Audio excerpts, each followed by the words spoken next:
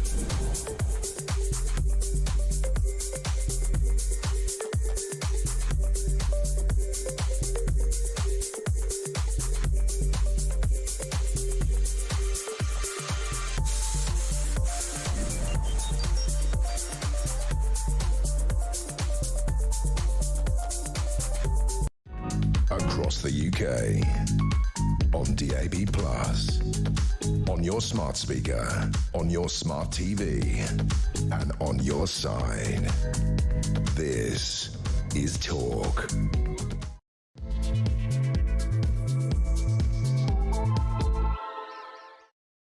A very, very good morning to you. Happy Monday morning. This is Talk, the home of common sense, with me, Julia Hartley-Brewer. Pleasure to have your company. And whether you're listening on DAB+ radio or on your smart speaker, watching on YouTube or on your connected device, it is absolutely great that you can join us. Thank you very much indeed. I'm with you live all the way until 1 o'clock. And coming up in this hour, I'm going to be getting jolly cross about the EU. Well, more, I'm going to be getting jolly cross about Keir Starmer cozying up to the EU. He's going to be the very first British Prime Minister since Brexit 5 years ago, to attend an EU summit. He's going to sit down to dinner with the 27 other EU leaders. And I wouldn't mind that at all if it wasn't the fact that this man spent 3 years trying to stop the biggest democratic vote for anything ever in this country from actually being enacted.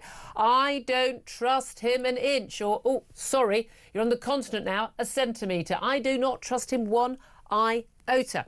We know he would quite happily go back into the single market, quite happily go back into the customs union, quite happily have free movement of people. Christ, we already have free movement of people, don't we? I mean, does anyone think we don't effectively?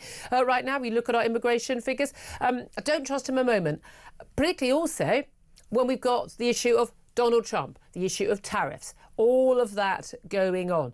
We've got this tariffs on Mexico, on Canada and on China from the US, and they're threatening against the EU. But, if we play nicey-nicey with Donald Trump, we might escape them. Wouldn't that be worth it, rather than cozying up to, Germany and Olaf Scholz, by the way, who is leading a country that's entering its third year in recession and is about to lose office in a few weeks' time. It is utter madness. Meanwhile, French President Emmanuel Macron says that Keir Starmer's appearance at the summit tonight shows that Brexit has failed and that we're basically coming cap in hand to ask to sort of have some tidbits from the EU table. I'd love to know your reaction to that. I mean, my first reaction is, I'm thinking of a French phrase I learnt when I visited my French pen friend back in my teenage years, but I don't think I'm allowed to say it on air. Main thing there is, does Emmanuel Macron know the results of the last elections in France? Because he seems to be remarkably unaware of his own precarious position currently as the president of France. But I want to hear your reaction. He says that Keir Starmer's appearance at the summit shows that Brexit has failed. Do you think he's right? Should we be cozying up to the EU when the EU economy is in the gutter? Or should we perhaps be focusing on America, whose economy is booming? Would that not make more sense? I'd love to hear your thoughts. Give us a call, 0344 499 1000. Text the word talk, then your message to 87222. Calls are charged at the national rate. Text costs £1 standard network rate message. If there's stuff you would like to do closer with Europe, let us know what that is. Also, I'd love to know how you think we could get out of getting tariffs on us from Donald Trump. That would be an interesting one. What's your advice for Keir Starmer? How do we, other than just say, oh, Donald, you're wonderful, how do we get out of those tariffs? I'd love to hear your thoughts on all of that. This is Talk. We are the home of common sense. We're also the home of commentator Sam Armstrong on a Monday morning. I'm sure you're all delighted to hear. He's joining us once again. Very good morning to you. Good morning. I'm genuine. I'm incandescent. But not with Macron and the other EU leaders. They're waste of space. They are the past, not the future, most of these people. But Keir Starmer, cozying up to them, we know what he wants to do. Yeah, I never doubted, not for a second, that Keir Starmer was going to sell us out, that he was going to betray Brexit, that he was going to break each and every one of his promises on this topic. But I never imagined in my wildest dreams he would do it so quickly. So openly. He's been in office for barely 200 days and he's already flying cap in hand out to Brussels ready to sell us out. And we know already from the newspapers, he's told us exactly what he's going to do. Starting with the fishermen. All of our fish in the North Sea, the first thing that's on the table is you, British fishermen who go out and do an incredibly dangerous job to put food on our table, who have been done over in the worst possible way for decades by the EU, and were one of these real people that really thought finally they were going to get some justice out of Brexit. We're going to get back our fishing rights in our waters. Not only did we say, no, our fishing rights for the time being stay with the Dutch, the Spanish, the French, and not British fishermen in Scotland and Norfolk and Lowestoft and Kent and all the other places. But no, Keir Starmer's going to sell it out ad infinitum forever. And we know that this is the key demand from the French as well. Absolutely key demand that in the next few years, that we don't take back control of our own waters and they can keep using them, which is a massive hit on us. But it's not just that issue. It's not. There's, Defence Pact as well is what they're looking at. And we should come into a closer defence security pact with Europe. Now, of course we should work with EU leaders. We should work with, as we do under AUKUS, with Canada and New Zealand and Australia and America in our security. We have the Five Eyes. We work very closely. However, when we saw Russia invading Ukraine, it was the EU, it was Germany in particular, who dragged their feet over actually helping Ukraine. We went ahead and we in America went in and helped Ukraine. Now, I don't want to be tied to them. Where was the EU when Falklands were invaded by Argentina? Nowhere to be seen. I do not want to be tied to the EU on defence security. Our defence and security needs sometimes align with the European Union, and sometimes they don't, because we have other issues. We have, as a naval nation, we have other concerns around the world. We can't do that. It just seems to me crazy. But in terms of where the EU is right now, this is a massive. Yes, the EU as a bloc is our biggest trading partner. The US as an individual nation is our biggest trading partner as a nation. But the world is expanding outside of Europe. Europe is going to be a smaller and smaller population. It's going to be smaller and smaller economies. They are not growing. Even the ones that are growing by a tiny amount. And we've got all these other countries around the world, that, especially in Asia and in America, that are booming. And they are ready to go. We need to be focusing our strengths where the money is, don't we? Yeah, absolutely. It's not only the case that European economies in the EU basically haven't grown in the last 15 years. It's in that time, much like us, they have imported millions of people into their countries and still not grown. And as a result, the people of Europe, much like us, are about $2,000, $3,000 poorer than they were in 2008. Whereas in America, in Asia, in basically every other corner of the planet, people are $20,000, $30,000 better off than they were 15 years ago. As well they should. But in the EU, we are consuming ourselves with regulation. Yeah.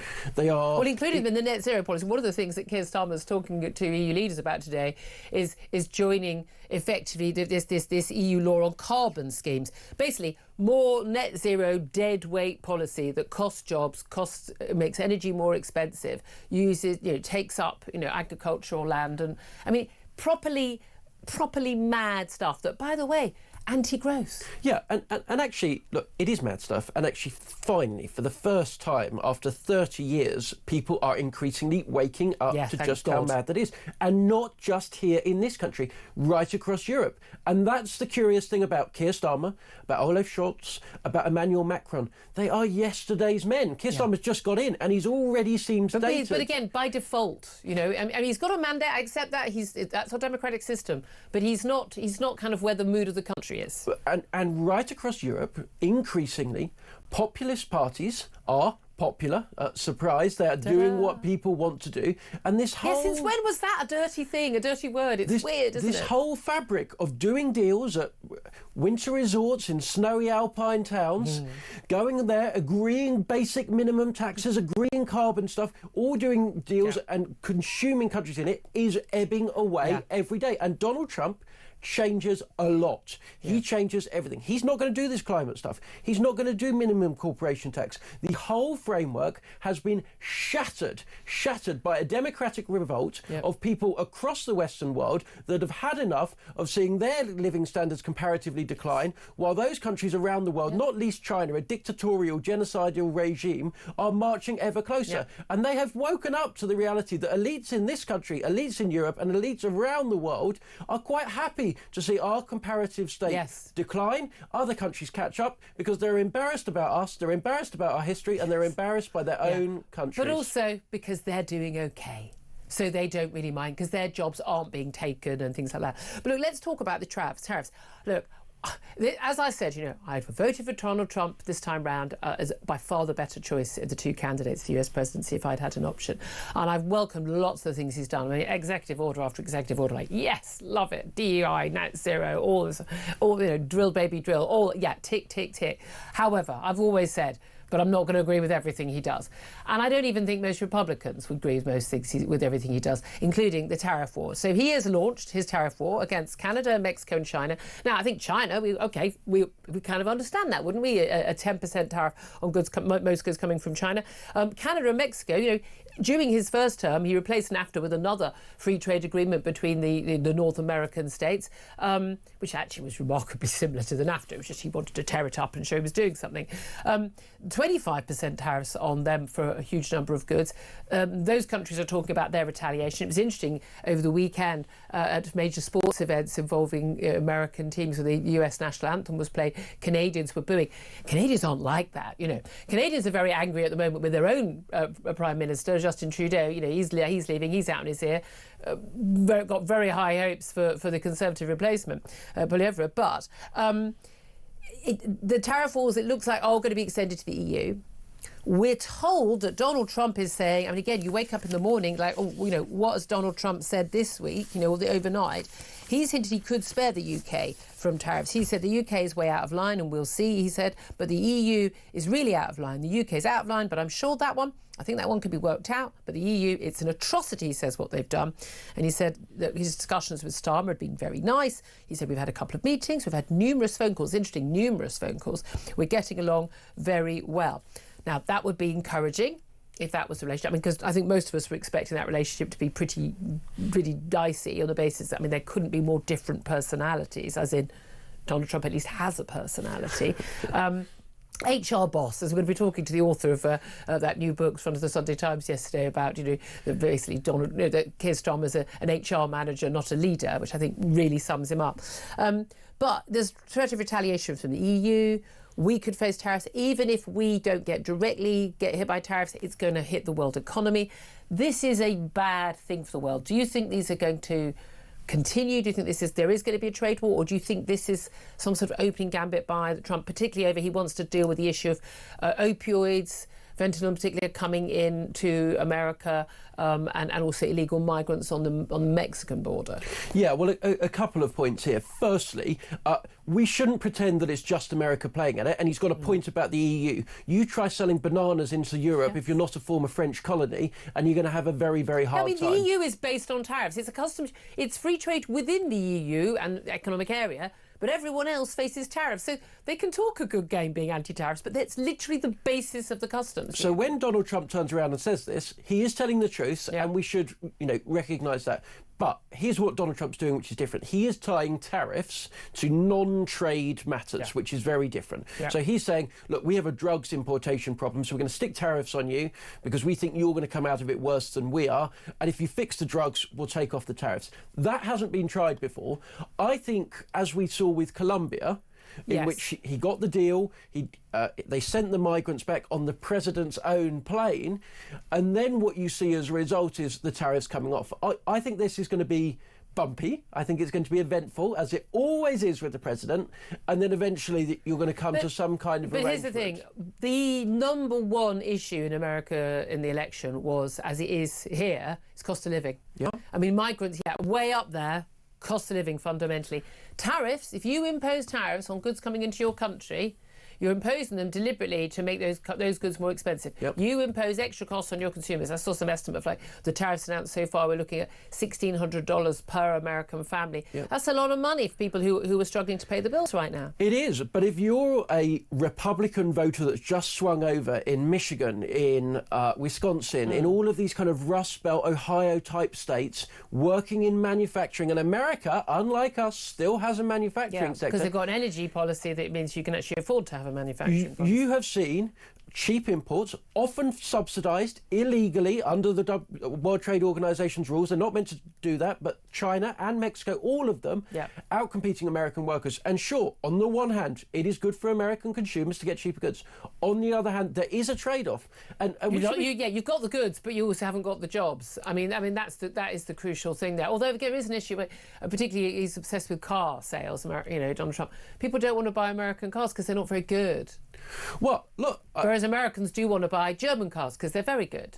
Well, but around the world, actually, the global biggest car manufacturing economy that's getting the biggest boost, that's growing the fastest, where? China. And, based on ripped off American technology and subsidies, cheap coal-fired energy. Frankly, slave labour in great parts. And you can understand why, if you're an American car manufacturer in one of those states that's seen your pay suppressed further and further and further down relatively, you are a big backer for that.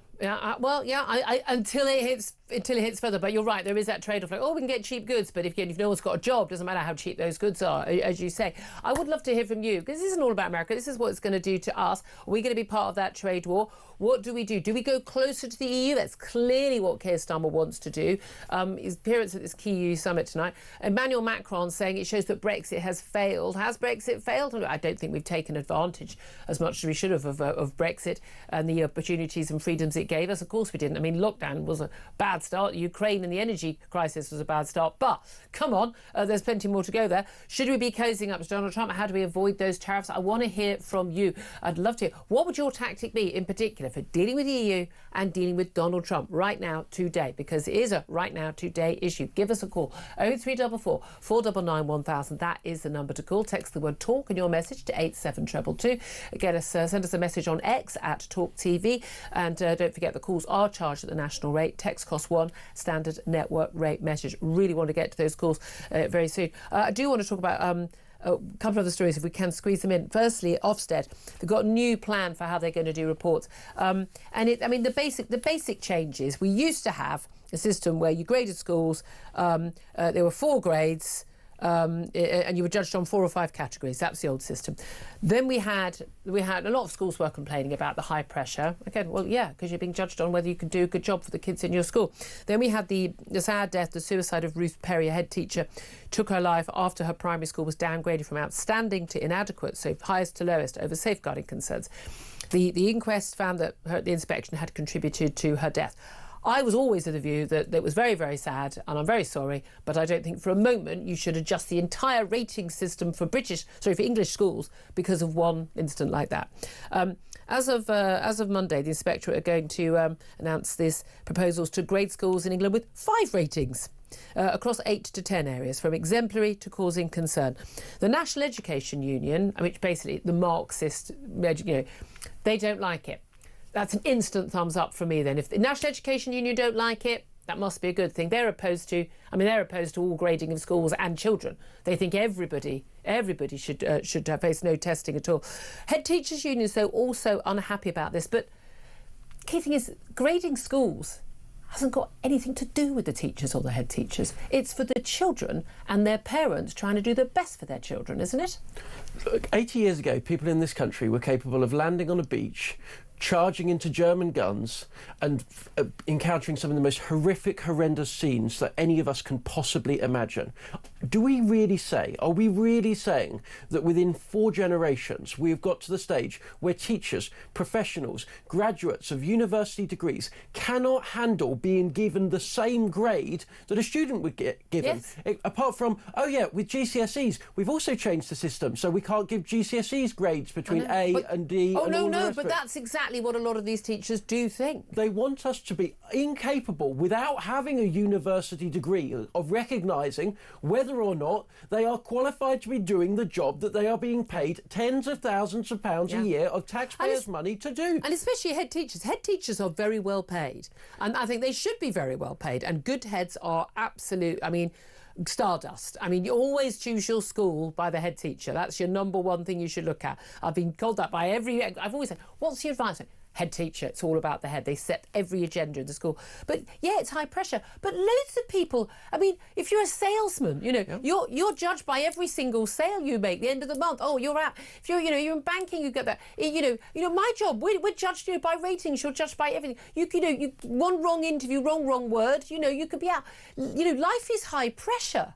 Get over yourselves. Yeah, and let's be clear about what we mean about pressure. What we're actually talking about is there are consequences for how well you do or not. And boy, should there be consequences for how well teachers and head teachers are educating our children. That is the number one most important job we have as a society, to leave our children better off, brighter than we were a generation ago. And if teachers don't think that they can handle it, then I'm sorry, but get out of the classroom. 100%. Amen to that. Love to hear your thoughts on that as well. I'm sure you have an opinion. 0344 499 1000. Love to hear from you if you're a teacher or a head. Frankly, you should be working right now, but in the staff room, having a break, preparing your lessons. Wink, wink.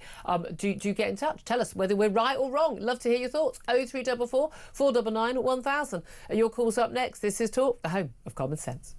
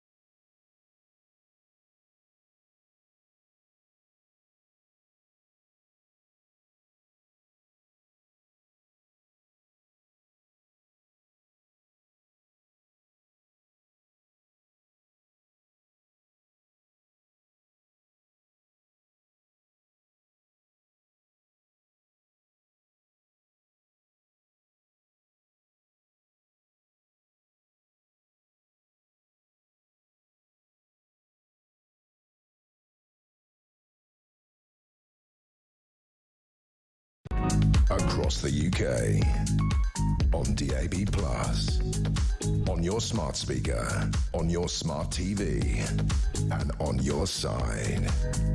This is Talk. This is Talk this morning. I'm Julia Hartley-Brewer, the home of Common Sense. Sam Armstrong is still with me, who has definitely had... Is it Weetabix? Is it 3 Weetabix you have in the morning? Yeah, he's definitely had about 8 of them by the sounds of it. Love it. This is why we have you here on a Monday morning. Always wake us up.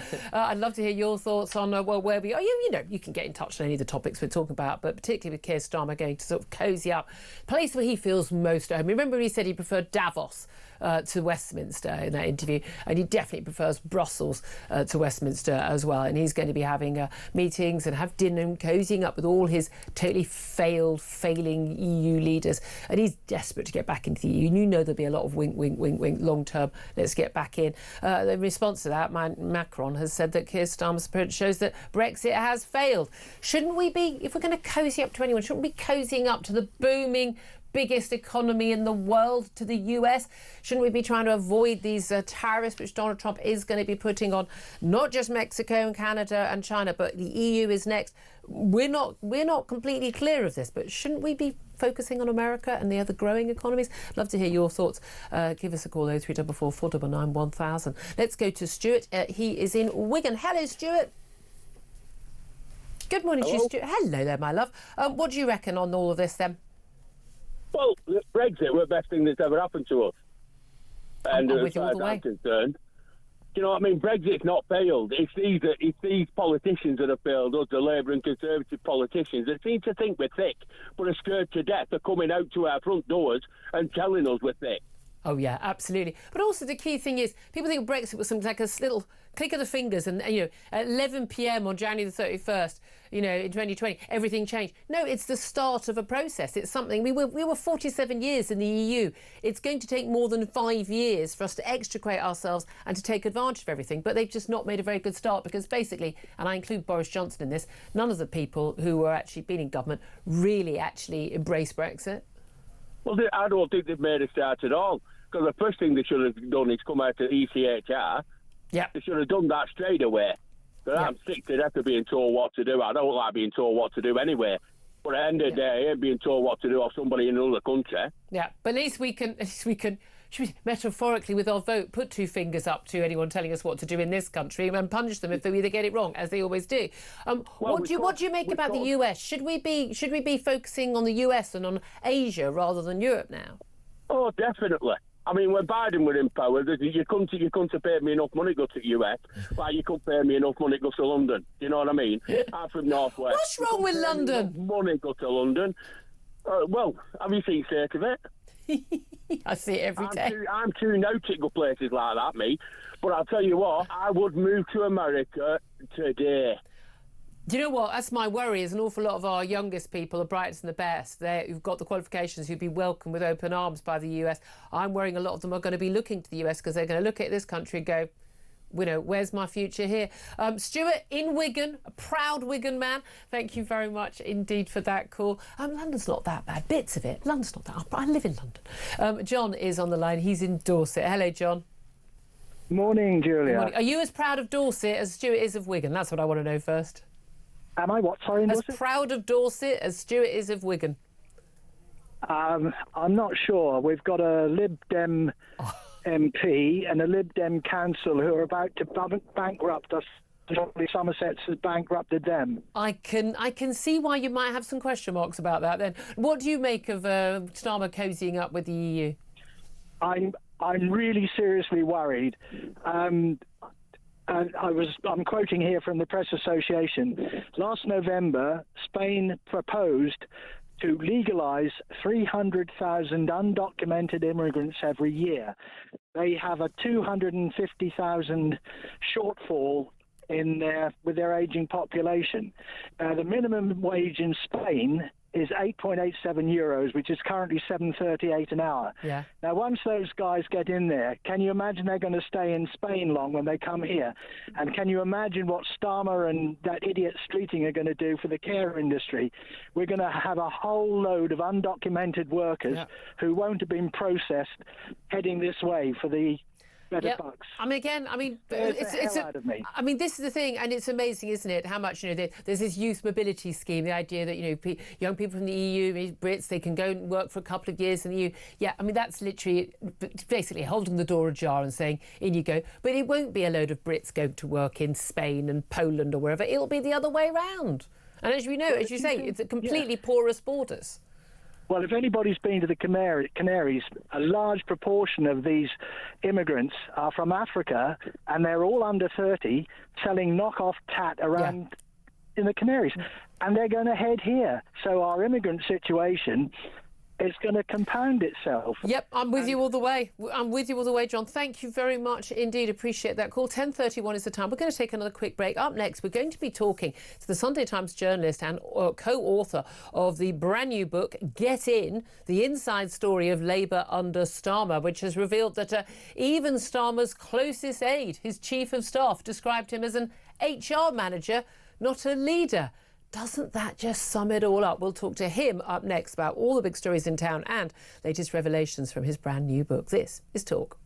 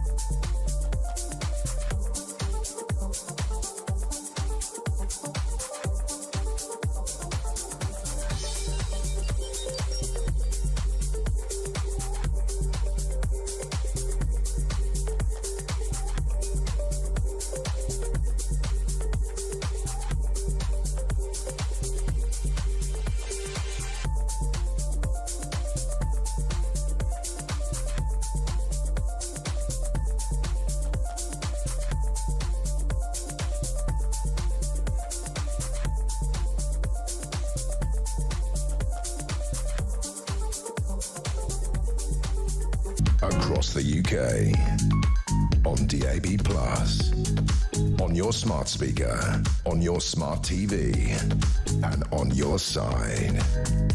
This is Talk. A very good morning. Welcome back to the show. 10:34 is the time. I'm Julia Hartley-Brewer. This is the Home of Common Sense at Talk. Sam Armstrong's still with me. Just a few moments, we're going to talk to Gabriel Pogrund about his brand new book and the latest what's going on in Whitehall. But I mean, where do you think things are standing right now? Because we know we've got infighting in terms of the government. He's already lost, a cabinet minister, another senior minister over corruption probe, for goodness sake, and one over fraud. He's lost his chief of staff. We know there's massive infighting. We've got this big push for growth. Rachel Reeves in this big speech last week, which is going on about growth and Heathrow expansion. Ed Miliband, nowhere to be seen ever since. How do you think this new government is doing? Well, I think the remarkable thing about this government is Keir Starmer's come into office as a Prime Minister, probably the PM that we know the least about ever coming in. We know very little about him, actually. Yeah. And this government came in without a clear plan of what it wanted to do in so many areas. Ed Miliband, actually, is one of the exceptions. He was the only minister, really, that knew what he wanted to do. It just happened to be disastrous. Yeah. And as a result, so far, this government is pushing basically the civil service playbook for what do you do when your government is in trouble. And we do hear tales that Morgan McSweeney, this figure, the new chief of staff in all but name, has come in and he's got a plan as to what he wants to do with the country. But so far, we're just seeing a government that's sort of drifting around, desperately clutching for ideas, which is very strange after 4 years of planning to get into government and very strong expectations that they would be moving into government. Well, let's talk to the man who is a co-author of the brand new book, Get In, the inside story of Labour under Starmer. That's Gabriel Pogron. He's Whitehall editor at the Sunday Times. A very good morning to you, Gabriel.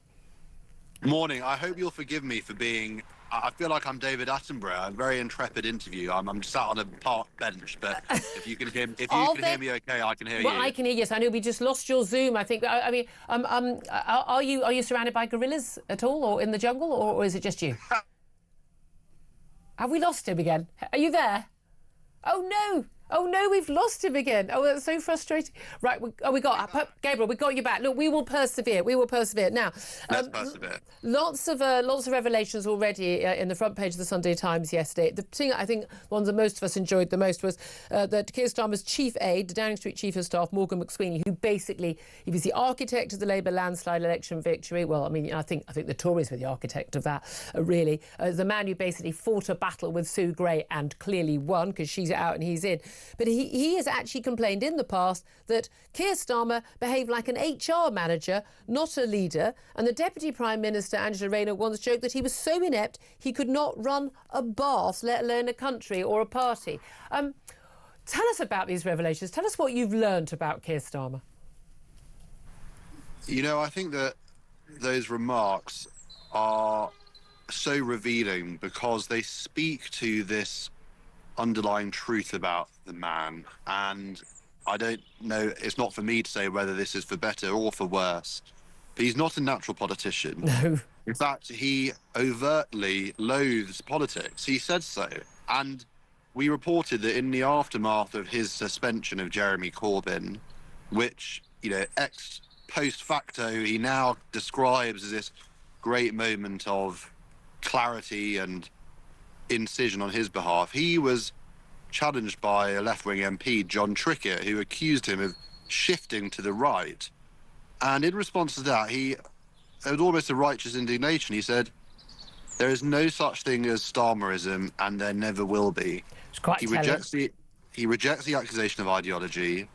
He rejects the idea that in order to run a country, one needs to, as he's previously said, tattoo their beliefs to their forehead. And for that reason, journalistically, he's quite a complicated subject. Yeah, but also ahead of the election, it was very difficult to know. Lots of people said, oh, you know, we're electing a socialist. I mean, he did say, you know, asked if he was a socialist during the campaign. He said, yes, he was. I think a lot of people were pretty surprised by that. I'm amazed that the Tories didn't make more of that. But largely he's been seen as sort of quite a Blairite figure by many, and certainly in the media. I mean, for me, he's just someone who... He doesn't really believe in anything. He thinks he believes strongly in the NHS, or he believes, you know, in the EU and things, but he doesn't really have an ideology, a thought process. He seems to me to be just a classic, and I know these people because I live and walk among them. North London champagne socialist. He talks a load of good games, and then he lives a champagne socialist lifestyle. Well, let me say one thing in response to that. On the topic of another North London barrister, Tony Blair, yeah. He told us on the record, lots of these books we get accused of oxygenating quotes from advisors who aren't prepared to lift the veil of anonymity, but we did go to the Tony Blair Institute to speak to the former Prime Minister, and he said something fascinating. I mean, now we all think about politics in terms of continuities and discontinuities with the past, but he said that he didn't accept this notion that Starmer was a Neil Kinnock character, somebody who'd shifted from the left to the centre. He actually used the phrase that Starmer was only vaguely left-wing when he assumed the leadership. Vaguely. I mean, it's an amazingly... I mean, he said a lot of left-wing things to get elected because you had to at the time, but he didn't believe any of them, basically.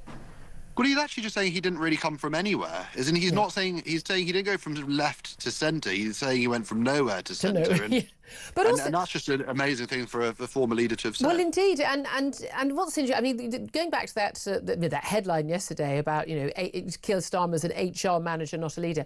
This has been one of the key issues since he took over.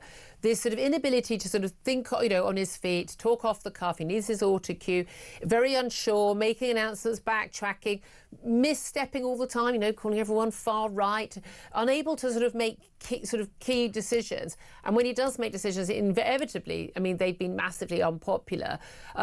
He does behave like an HR manager. He does behave like somebody who isn't, a compelling leader. And when you look at what's happening with, Donald Trump and some other sort of leaders emerging in other countries, he does just look very sort of, I suppose, pedestrian, doesn't he? At a time when the world needs and our country needs strong leadership. But here's the thing. Lots of people say, he's not going to last the full term. I mean, there's no mechanism to rid him, is there? Do you want to say, if you wouldn't mind, I wanted to pick up something you said a few moments ago. I keep quoting Blair. I promise that this will be the last time I'll force your viewers to endure another one of Blair's comments quoted in the book. But he said to a friend in 2021 that Trump and Bibi were the only people that got things done nowadays. And there is no doubt that Starmer is not Trump and nor is he a Bibi. He's not an instinctive political actor. He is deliberative. Yeah. I just want to say something in Starmer's favour for the sake of being scrupulously fair, which is that he has stared defeat in the face. He was reconciled to resigning after the Hartlepool by-election, and his leadership has more than once followed a bit of a J curve, or the Nike tick. He has low moments, but then when he does make a decision, he does commit to it. He did that on Corbyn. He did that when he decided not to resign, but to shift to the centre instead. And then once he'd resolved that Sue Gray was not fit for the job, well, he was pretty brutal in defenestrating her. You asked about the question of the succession. I think he's Prime Minister as long as he wants, for the simple reason that he has defied history, or at least recent history, by being a Labour leader to have won an election. And though the Parliamentary Labour Party have a very transactional relationship with him, I think for now that is going to be more than enough to keep him safe. And also, of course, who are the viable alternatives as well. In terms of you talk about he's not an ideological man. Obviously there's a lot of talk, growth. What do you think is driving him in terms of wanting growth, but also wanting to be, closer to the EU and pushing net zero, when many experts would simply say that those are contradictory policies? Is that part of the whole, he doesn't really believe in anything and hasn't thought anything through, or is there something else going on? Look, he travels light ideologically. I think that thesis has been more than upheld. I think that the Prime Minister and the Chancellor had their fingers burnt with this recent budget, and in an era of potential renewed trade wars, with predictions of sluggish growth, all other things being equal, I think the Treasury knows now that if only in terms of messaging, we'll see whether it's followed by, the reality of their policies, but that they have to commit to this idea that Britain is open for business and that, the days of bat tunnels are over. But we'll have to see whether that is followed up with action. This is the failure of him as not a natural politician. But this is the thing: you get your fingers burnt and be surprised that there's going to be a backlash to cutting winter fuel payments for the 10 million pensioners, to putting taxes up on jobs in the national insurance employers' contributions. Tony Blair would have, I don't think he would either have done either of these things, but if he did, he'd have known there'd have been a backlash. He would have prepared the ground and been able to take the hit. It's quite clear that Keir Starmer and Rachel Reeves were utterly baffled by the backlash. And that just shows a lack of political thinking and tactics, doesn't it? And, I'm wondering, with the threats of, reform on coming up in the Tories, that actually that there isn't going to be space for that lack of political naivety. Well, I'll tell you what. One thing we examine in the book is the fact that there are a number of people, Keir Starmer's own current Director of Communications among them, who did not prepare for the first 100 days of government for the simple reason that they didn't know whether they'd received jobs. It's extraordinary. We reported that Starmer's tour of the regions and nations was conceived on the back of a fag packet. Once said professional, who, by the way, just genuinely didn't know if he'd have a job at all, was told, no, you do. What's the plan?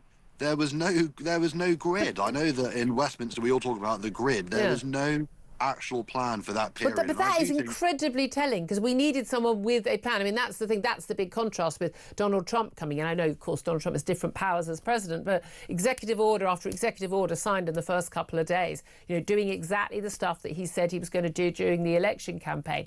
I mean, yeah, that contrast is explained far more by that. Gabriel, I'm sure we'll talk again. Really appreciate you joining us from your park bench. Gabriel Pogron, he does have a home and an office and everything. He's between the two. Gabriel Pogron, a Whitehall editor at the Sunday Times, co-author along with Patrick Maguire of the new book, Get In, The Inside Story of Labour Under Starmer. Thanks for joining us on that. Sam Armstrong, I mean, it's really interesting, isn't it? This sort of not a natural politician, no ideology, no plan, no instincts. I mean, he's often compared to Tony Blair, but whether you love or loathe Tony Blair, the guy was an instinctual politician and a consummate performer. Yeah, and there's always been this kind of question with Keir Starmer as to whether this is all a big accident, right? He came in 2019. Boris Johnson was riding high. Everybody expected. You went anywhere in Westminster, they said, look, given the size of his majority, he can't possibly lose next time round. He's got a decade.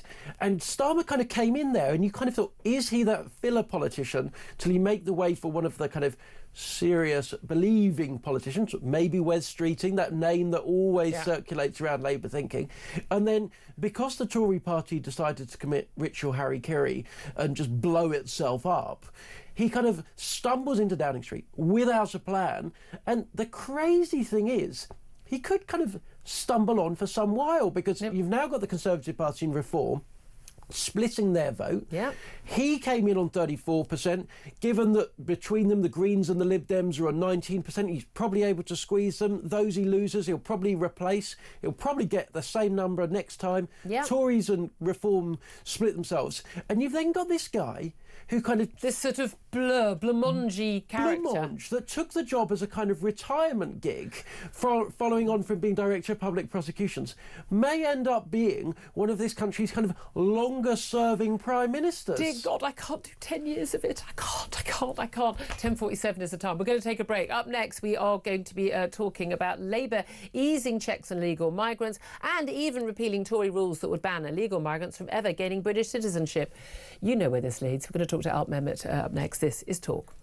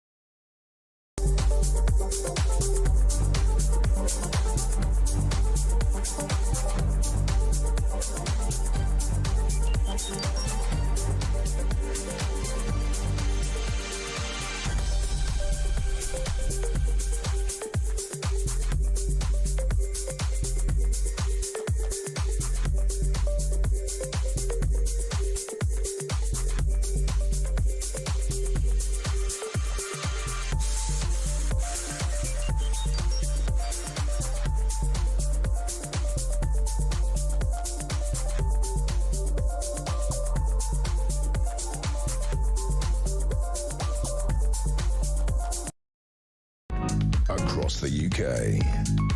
On DAB+, on your smart speaker, on your smart TV, and on your side. This is Talk. Good morning. This is Talk, the Home of Common Sense. 10:51 is the time. I'm Julia Hartley-Brewer. Well, let's talk about where we are with migration, legal and illegal right now this morning, because yet again the situation gets worse. Let's talk to Alp Mehmet. He's chairman of Migration Watch UK and joins us. Good morning to you, Alp. Good morning, Julia. Thank you very much indeed for joining us. I mean, let's face it, just very quickly, first of all, I want to cover the possibility of Keir Starmer, cozying up, we know, this EU summit today with 27 EU leaders, desperately wants to get back in with the EU and wants to sort of say, no, of course we wouldn't have free movement and things like that, but having this deal where, young people under 30s would be able to travel and work. He desperately wants that as a sort of a backdoor way of bringing back free movement, doesn't he? How worried are you about that? It depends what we sign up to.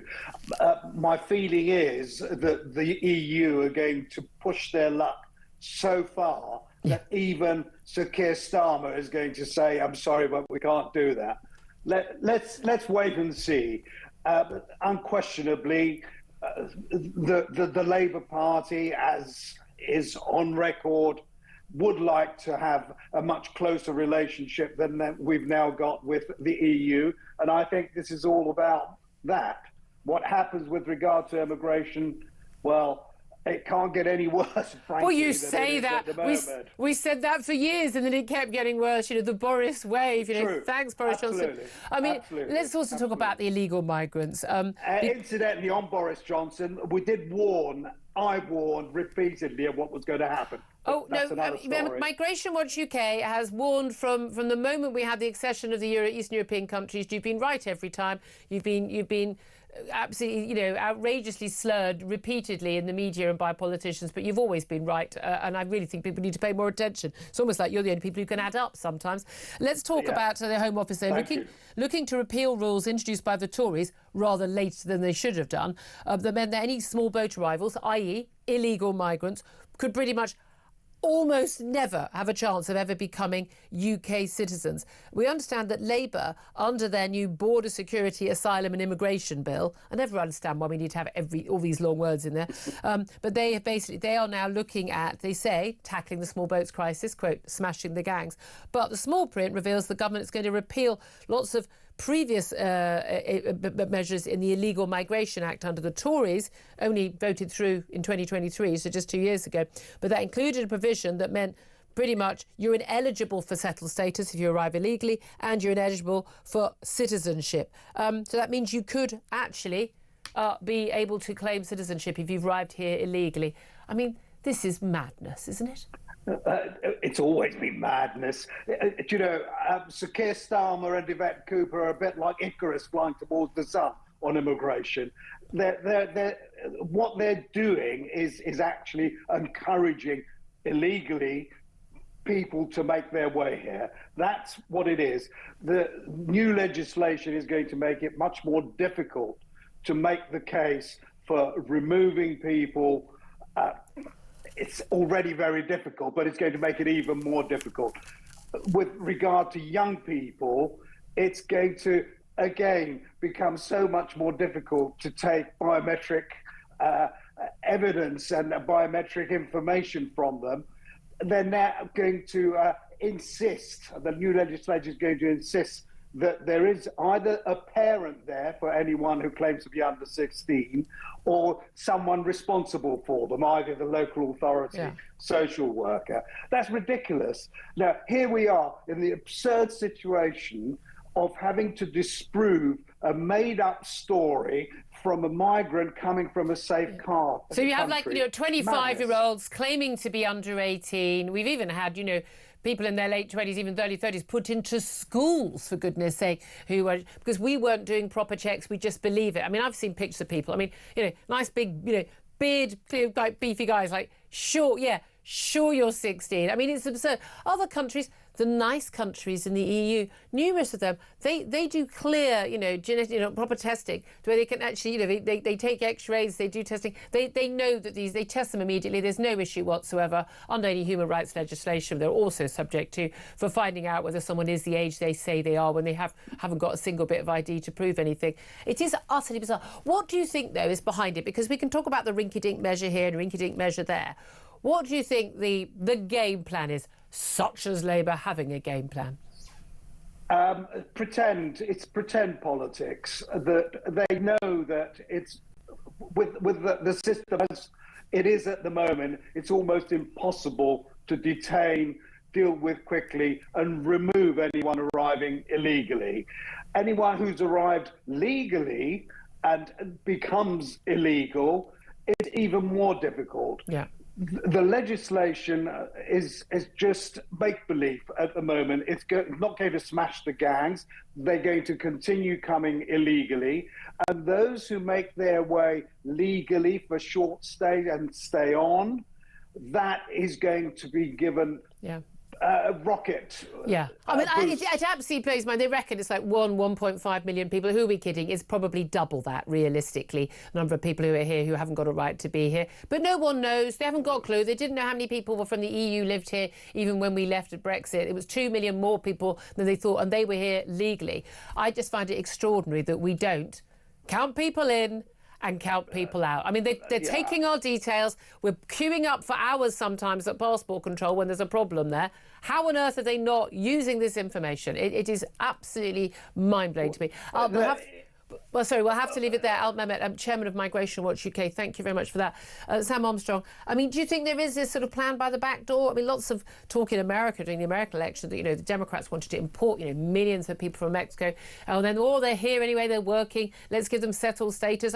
Or allow them to vote whether or not they're American citizens or not. And again, that's something Labour wants to do as well, completely changing the demographics and the electoral map of the nation, both the US and the UK. Is it a big conspiracy theory, or are they just utterly inept? 1 in 12, 1 in 13 people in London right now is an illegal immigrant. Yeah. Oh, at least. Why does Labour want to give them the vote? Why do they want to change the law to make them citizens and give them the vote? Can you possibly think of any explanation of why this government wants to make sure that if you have broken into this country, if you have stuck 2 fingers up to us and our laws, that upon arrival you can claim British citizenship, stay here forever and vote in each and every election? Anybody got any idea why? Send it in on a postcard. Yeah, I mean, that's the thing, isn't it? But are they... Here's the thing. Are they clever enough to think this sort of stuff through, or do they just I just think they genuinely do believe, there's no such thing as a nation state and we shouldn't have borders, and I think they genuinely do believe that because they've not thought literally anything through. I think so many of them come from that record of, and I'm afraid to say it, postal vote fraud up in towns in this country. And it's in Labour. It's in Labour seats almost entirely. To fix elections. Well, I'd love to hear your thoughts on this. Do get in touch. Particularly want to hear from you also about Starmer cozying up with the EU. Does that show as Macron claims that Brexit has failed? Should we be cozying up to the US? I'd love to hear your thoughts. This is Talk. We are the home of common sense.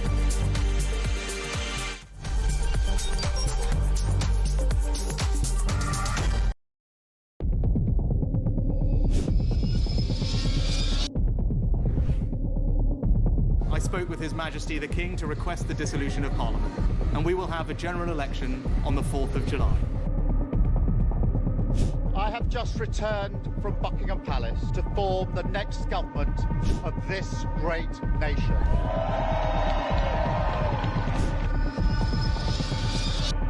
Take a look at what happened.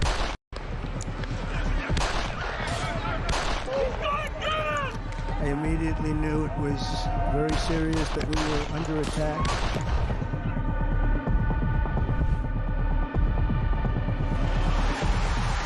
The time has come, and this surely is England's time. Williams, who scores, and Spain lead. The shot from distance is in. It is Cole Palmer. Low ball in on far ball, slides it in. An absolute killer of a goal. A agree with protest, but I don't think the violence was anywhere near necessary. No, I mean, I don't think anyone, Nigel, would ever think that the violence was the answer at all.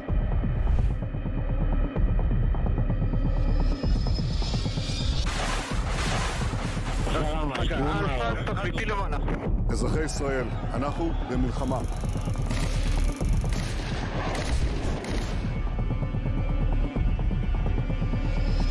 I probably took a bullet to the head because of the things that they say about me. If Donald Trump were president, Putin would be sitting in Kyiv right now. In Springfield, they're eating the dogs, the people that came in, they're eating the cats.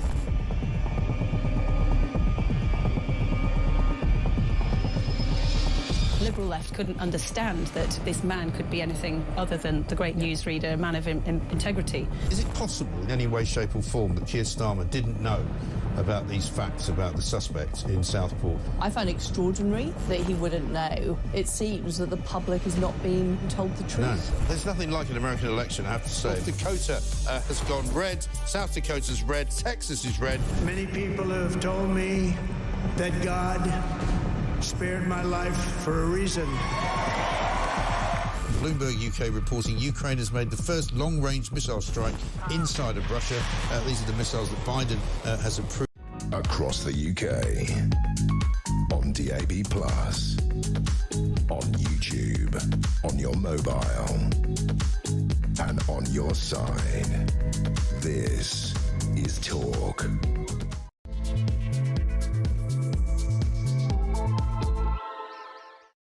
A very, very good morning to you. This is Talk, the home of common sense. Welcome back to the show. Thank you very much indeed for joining me. Lots to talk about, and whether you're listening on DAB+ radio or on your smart speaker, watching on YouTube or on your connected device, as I say, it's great to have your company. Can't wait to hear from you as well. Calls coming in thick and fast. We'll get to as many as we can in the next hour, particularly over where we are with Keir Starmer cozying up with the EU. He wants to cosy up to the EU's net zero policy because, yeah, brilliant, because it's worked out so well for the EU, with Germany going into recession for the third year in a row, every other Western European economy in the doldrums. Yeah, let's cosy up with them. Or maybe we should be trying to get in with the US, given that they are booming, or countries in Asia as well.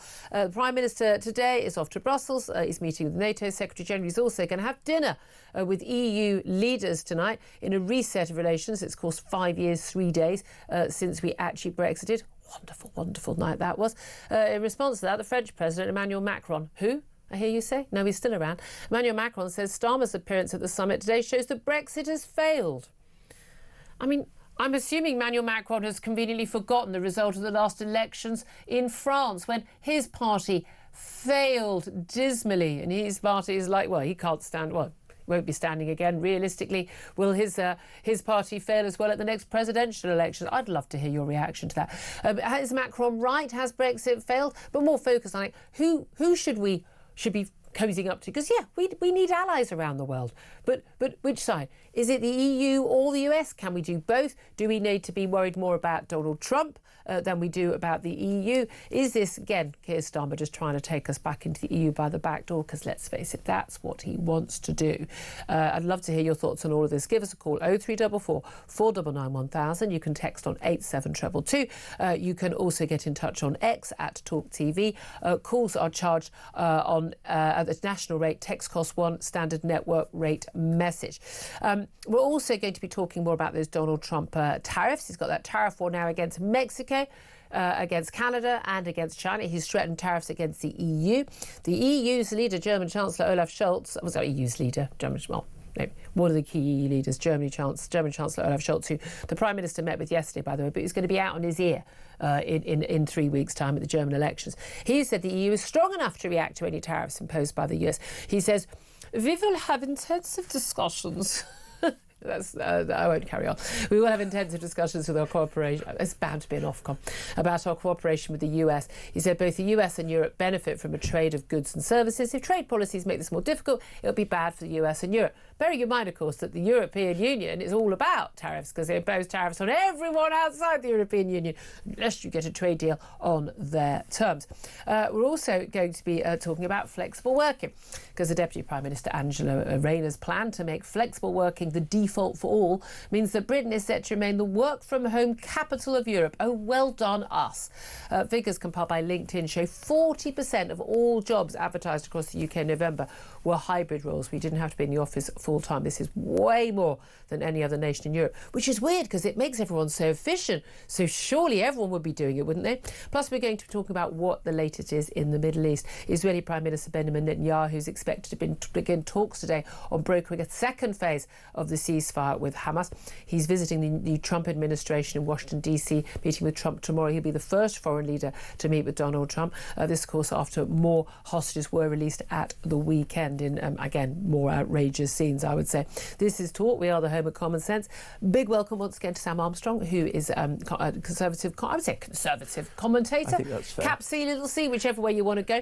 And he's definitely had his Weetabix this morning. And I mean, look, basically, the question we're asking today is about cozying up with the EU, right? Should we be cozying up with the EU? Well, forget cozying up. This is a total, utter, unmitigated sellout to the EU. Each and every little piece of unfinished business that they had to deal with has been jumped upon, and they're going to get every single thing that they have asked for. Fishing, they're going to get. Our defence cooperation, they're going to get. And why do they want our defence cooperation? Well, surprise, if you haven't spent what you were meant to spend on defence for years, relying on the US, Donald Trump all of a sudden pulling the plug, now we're going to have to pick up the tab for it. This is giving them everything they want in exchange for almost nothing. Why does Keir Starmer think that he's going to be able to go to Brussels and get anything other than a deal which is good for them and bad for us? I can't believe that they're doing it so soon. This is a total and utter Brexit betrayal. It is an absolute sellout, isn't it? And we know that's what he wants to do. I mean, he told us he spent 3 years as Shadow Brexit Secretary, desperately trying to take us back into the EU, or keep us in the EU, literally trying to stop the biggest democratic vote for anything ever in this country's history from actually taking place. He's not a Democrat. We know that for sure. He is a diehard Euro fanatic. But he's going to go. I don't have a problem with him going off and meeting with these EU leaders.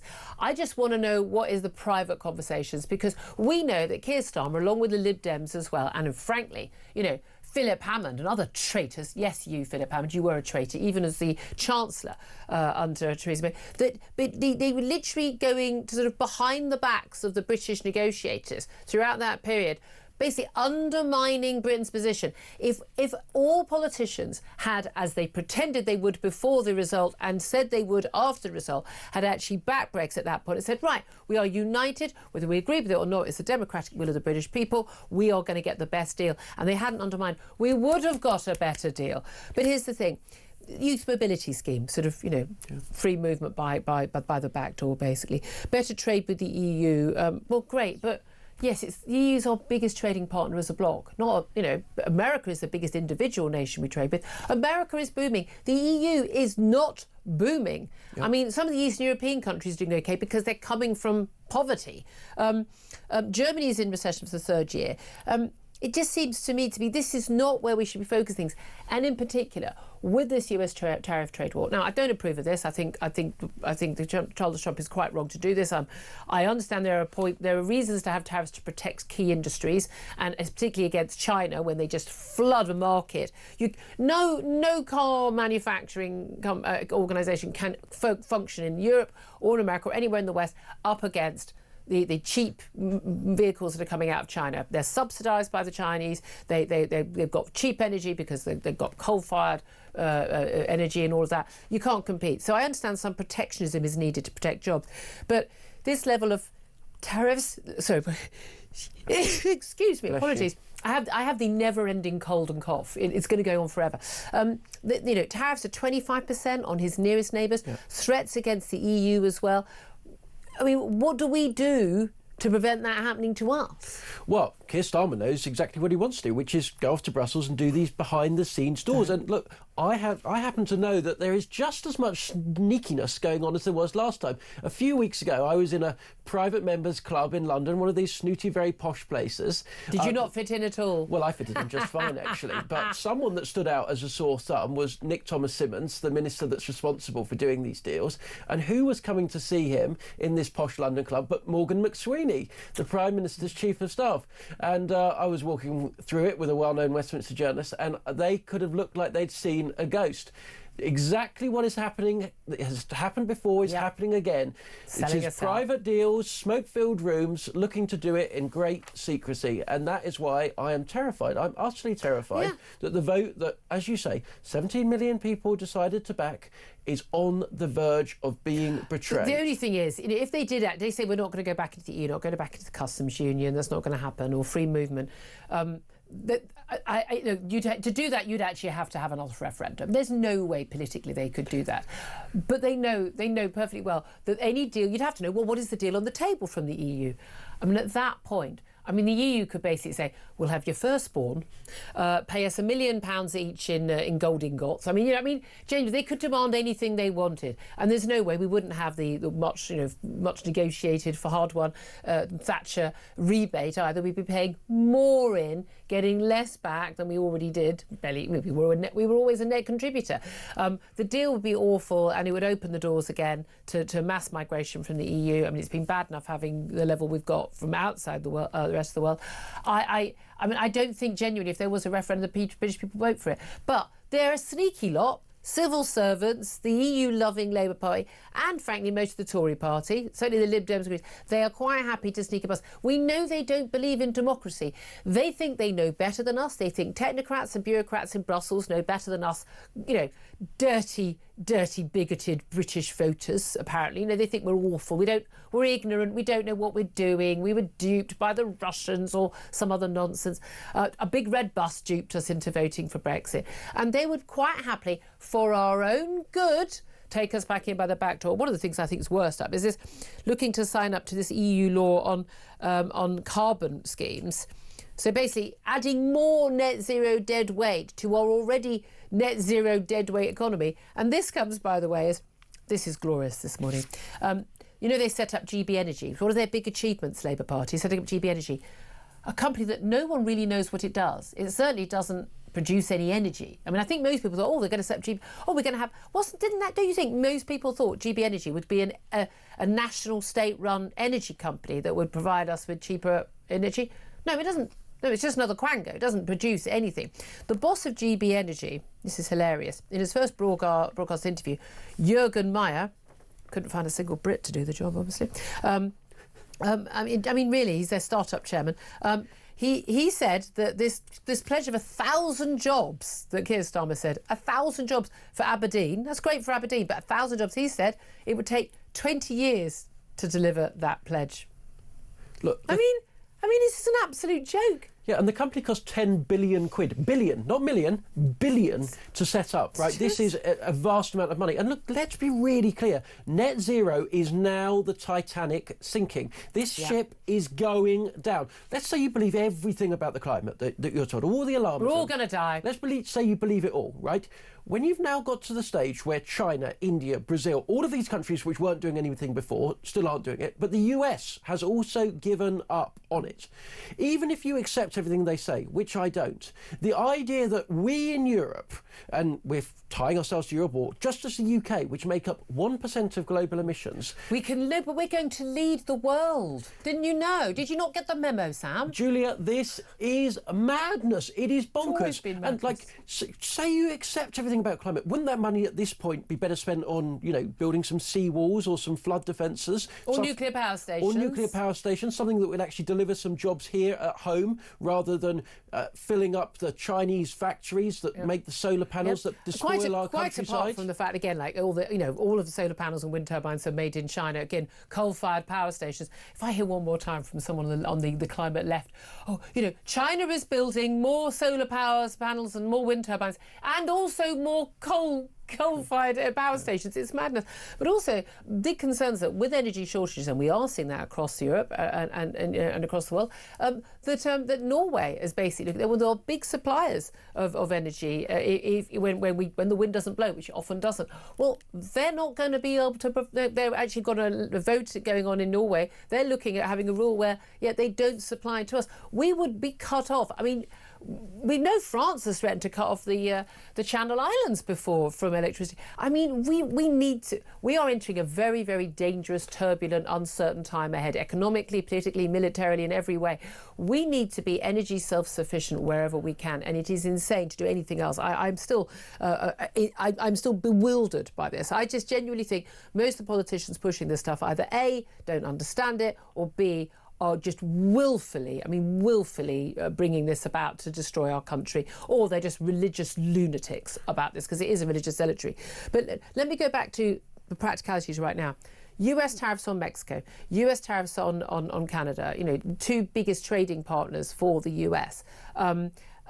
Tariffs on China, much lower, 10%, not 25%. Talk of tariffs against the EU. The EU, say German Chancellor Olaf Scholz saying, look, we can, this would be bad, but we can cooperate. What's the best thing we can do to avoid being hit by tariffs directly or indirectly? Well, so far, and you won't hear me say this very often, credit to Keir Starmer, he does appear to be building a good relationship with Donald Trump. There are lots of phone calls, we're told, by Donald Trump. Lots of phone calls. We're expecting a meeting to happen in the next couple of weeks, and look, we should be encouraged. Roll out the king, roll out Kate, do whatever you need to do. But we should also be clear on this. One of the reasons why America is not targeting the UK as hard is because it doesn't have such a bad trade deficit with us as it does with other countries. And that's because we have, broadly speaking, been more pro-free trade than other countries around. And actually, where we do have problems, it's actually often to do with aeroplane parts, which is actually where we're part of the Airbus collaboration in Europe. So Europe has caused our problems. But the idea that then doing a deal with Europe, which obviously Donald Trump has got a big problem with the trade policies on, the idea that's going to make it better is for the birds. That is what is going to endanger us being hit with precisely the same tariffs that the EU is about to be hit with. It really is terrifying, isn't it? Can we talk briefly about Ofsted? We'll talk about it a little bit later in the show as well. But we have this, awful, terrible tragedy with Ruth Perry, a head teacher whose primary school was downgraded from the top grading to the lowest grading Ofsted, and this, we understand from the inquest, was part of the reason why she took her own life. That's absolutely tragic. I have never thought for a moment that one individual taking their own life in these awful circumstances should ever be a reason why we change a national policy. We need to have gradings in schools as our parents have a clue. Not even that accurate, often not that recent, often. You had some schools which weren't being graded for 10 years, getting you ahead during that time, frankly, gone way downhill, or much better, haven't been regraded. But we're going from four different sort of grades to 5, and they're going to be graded on much more things. There's going to be more nuance, there's going to be a colour code. We're all going to have to learn that as parents as well. So glad I'm out of that now. I've only got a couple more terms and I'm done. But we know the National Education Union, which is the hard. Well, I don't think the members are largely hard left. The management of the National Education Union is the biggest teaching union. They are very hard left, and they have completely opposed this, which makes me think it must be a good idea. But so have head teachers' unions also opposed this, saying it all still adds lots of stress. It's not necessarily an accurate representative of somebody, of a school and their work. My issue with this is that, neither necessarily are GCSE grades or A-levels, but we have to have some way of measuring students and putting them relative to other students. Your UCAS form, we've just gone through all of that fun and games for university. Your UCAS form or perhaps an interview you get for university, that may not be a fair representation on the day of whether you are a good or a bad student. But same as a job interview when you're 40. It may not be a fair, but that is how life is. We have to have a way of judging things. Do you think that this is just means that teachers basically don't want to be judged? They don't want parents to know whether they are a good school or a bad school. Look, let's be clear. These teaching unions will not rest until there are no empirical grading systems whatsoever. Of schools, of pupils. This is what they've asked for again and again and again. It's abolish assessment. It's abolish any grading. And by the way, we want to make it impossible for you to ever fire us or dismiss us. Do you know what? That is already impossible. I think it is disgusting. I think raising children, I think educating children is the most important thing we do. I think we should pay teachers more money. But we'd get better quality teachers. By the way, I think we should hold them accountable for how well their students do. Because we know from the likes of the Michaela Academy and other places that brilliant teachers, brilliant headmistresses and headmasters can make a phenomenal difference to the lives of young people in this country. And they can set them up for the future with all of the skills, all of the talent that they need to go out into a tough world and compete. But instead, we have to be subjected to head teachers on six-figure salaries telling us that they are so emotionally inconstituted, strained by the thought that every 4 years some inspectors would come to their school and assess, by the way, with all of that money, with those millions of pounds of taxpayers' money we've given you to educate kids, are you doing a good job? Yeah, I mean, again, but also, it's not about you, it's about the kids and about parents who are trying to do the best for their kids. And by the way, of course, bearing in mind, and this is crucial, and I say this as someone who went to a comp, is the fact that you've got, like Keir Starmer, and his school was a grammar school and then became a private school, his fees were paid. And the last Tory lot, virtually all grammar or private school. It is extraordinary to me just how many people in the political world don't want grammar schools. I'm with Theresa May on this, and one thing she was really right about, a grammar school in every single area. You've got to have selective education to help kids who are bright. We don't expect the England football team to train with some people who do five-a-side on a Sunday morning. Why? Because it would hold them back. Oh no, but it would make the five-a-side Sunday morning team so much better. Yeah, that's not an argument to hold the England football team back. It's absurd that the only area in our entire life in this country where we expect the good people, the brighter, the more talented people to basically help out at the bottom rather than be pushed up to their best, to reach their best ability, is in the world of education. And I think that in academia and academic ability, I find that so painful. And it's nearly always people who've gone to a selective school themselves who don't want selection for other people's kids who can't afford to buy their way into it. That's the thing that bothers me. It's a form of child abuse to protect children from the reality that in life you're going to be judged, that there are hard realities that, look, I am not, you might struggle to believe this, the world's greatest footballer. I have come to that realisation without any great emotional harm. The same is true for academics. It's not to say you can't achieve. You're not a fate. I know plenty of people who've got barely a GCSE to their name who live in a much bigger home than I do and have much more success in their lives. No one is going to be written off as a failure, but we're going to be judging different academic or other abilities. We need a way of judging, and we need a way of judging the schools and when they do it. I'd love to hear your thoughts on that, but also want to hear your thoughts on Macron telling us that Keir Starmer's appearance at a key EU summit tonight shows that Brexit has failed. What is your reaction? Should Keir Starmer be cozying up with Emmanuel Macron and Olaf Scholz, who, by the way, is going to be out on his ear in 3 weeks' time in Germany in the elections? Should he be cozying up with the EU when actually the booming economy is over the other side of the Atlantic in America? Shouldn't he be cozying up with Donald Trump? I want to hear from you. What do you think? Do you think there's an ulterior motive? What do you think's going on? What should we be doing? Give us a call, 0344 499 1000. Text the word talk and your message to 87222. Get in touch with us on X at talkTV. Calls are charged at the national rate. Text costs one standard network rate message. We'll get to those calls up next. This is Talk.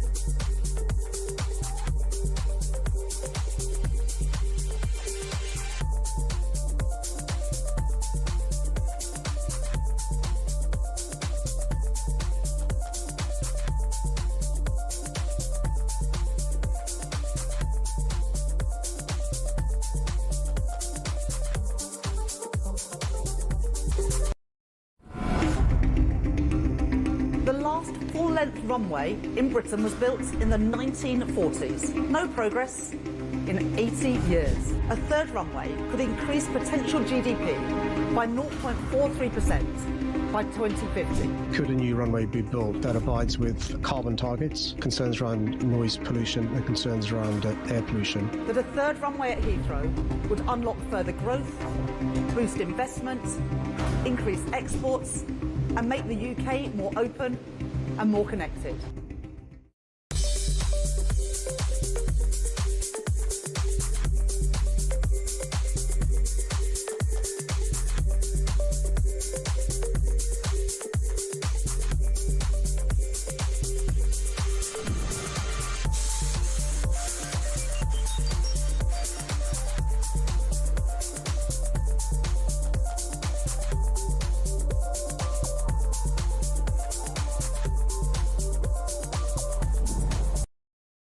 Across the UK, on DAB+, on YouTube, on your mobile, and on your side.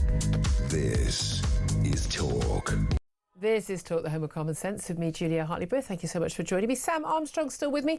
Let's get straight to your phone calls coming in thick and fast on 0344 499 1000 about Keir Starmer basically cozying up with the European Union. Macron is in, it's because Brexit's failed. Yeah, thanks for that. Lovely little manual. Bye-bye. Thanks for coming. Let's go to the phone lines. Laura Jane is in Hampshire. Hello, Laura Jane. What do you want to say? Hi, hello. It's your friendly conspiracy theorist here. Oh, we're back to those again, Laura Jane. Back to those again. No, I think that there are 2 points about this cozying up to the EU. One, I think genuinely that the Labour Party, and obviously represented by Keir Starmer, are globalists. Yeah. Effectively, and going back into the EU represents a small part of that. And the second thing is that when you go back into the EU, as we know, there are so many rules and regs. We literally have our hands tied and our feet tied, and there's nothing we can do. And a representation of that, and I know that you're not really talking about this at the moment, but our council elections in May have been cancelled. Yeah. They're not possibly being cancelled. They have been cancelled. And the changes that they want to make to the sort of layering of how it all works, I think is all part of the same plan. Now, you see, I get, and you know, if we disagreed on these issues before, the council elections, it's absolutely crazy to spend millions having council elections when about 6 months later you're going to be making big changes. I don't agree with Nigel Farage on this one, that this is a big, conspiracy and it's anti-democratic. I just don't think it's an issue, and I'm all in favour of having a layer of bureaucracy taken out, if that's what ends up happening. Well, I just think that, we haven't got the... I didn't vote. I've only been where I'm living now for the last 18 months. I moved from London. I'm retired and on the next stage of my life, I hope. And I didn't vote for the council, which is basically Lib Dem. Our MP is Conservative, but I would like the opportunity to have a different... No, and I agree, and again, I think these things, it'd be nice if these things could be done sort of between those votes, but I think on this one, I mean, God, I don't give Labour much succour on many things, but I think on this one, I don't have an issue with it. But I think you're right, though. Labour, Keir Starmer, they are all globalists. They don't really believe in borders. They think there should be sort of global running of everything, and that is an issue. I mean, one area where I'm sort of sitting on the fence is the young people. My children are 32, 30 and 26. Yeah. And the youngest, their dad is Belgian. He lives here, but he's Belgian, and they speak fluent French and English. They're very, very lucky in that sense. And my youngest is always saying to me, but you don't understand. Now, I can't just go and get a job in Brussels or one of my cousins. No, you can't. Yeah, and neither can the whole of Poland or Romania come and get a job here. Yeah, but I mean, what about if there is some... My eldest, he was at the Royal Ballet School. He's now still a trained ballet dancer. He would, there are companies that he would not have access to. Yeah. And I just wondered if the brightest and the best, or the best in their field, for want of a better word, what's wrong with them coming here? Yeah, but that's the thing. I don't. But you can still get visas. It's like the idea we're not in the EU effectively union with America, but people manage to go and get visas to work in America. there are ways of doing it. I mean, so I just think it's just abject nonsense. But the point is, our great political leaders seem to think that we should just have a wide open door to anyone who wants to come and drive an Uber here. And I'm sorry, I don't think that's good for our economy. Laura Jane, so good to talk to you again. I appreciate that. Thank you. Let's go to Mark, who is in Glasgow. Hello, Mark. What do you want to say? Hi, good morning. Basically, there's not a strategic bone in Starmer, etc. They haven't really got a clue. That's as true. you can see from the fact they've swung from saying one thing to 180 degrees on all of their policies. Yeah. The truth is that I do believe, and it's witnessed by the fact that Mandelson, the political appointee who is fervently EU supporting, yes, because his background has been made the US ambassador. I mean, he's still got his EU pension, of course, as a commissioner. And they're not allowed to say a bad word against the EU if you are an ex-EU technocrat. So I'm so pleased you brought that up. Genuinely, as part of your deal, having once being a commissioner, he doesn't get his, and it's a whopping great pension as well. He can only get that if he doesn't ever criticise the European Union, which means he can't represent all honesty. But I mean, what did you make about his appointment? I mean, he's Mr. Blairite and massive links with China. And big mates with Jeffrey Epstein long after he had a conviction for basically being a paedophile.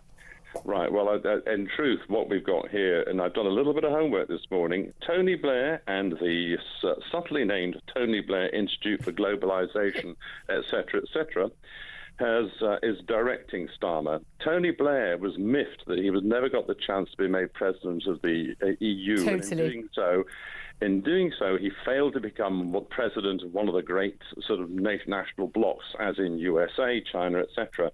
And this is what's driving Starmer. God knows what has been promised.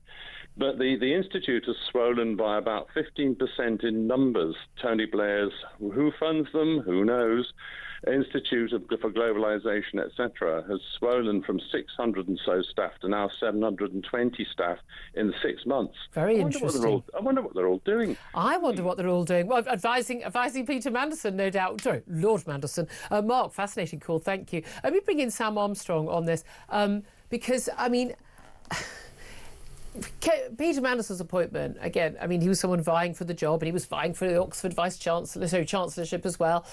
He wants a big role. But his appointment, he's been incredibly rude about Donald Trump. It's a very political appointment. Normally, these are ambassadors. Our ambassadors tend to be civil servant figures rather than political.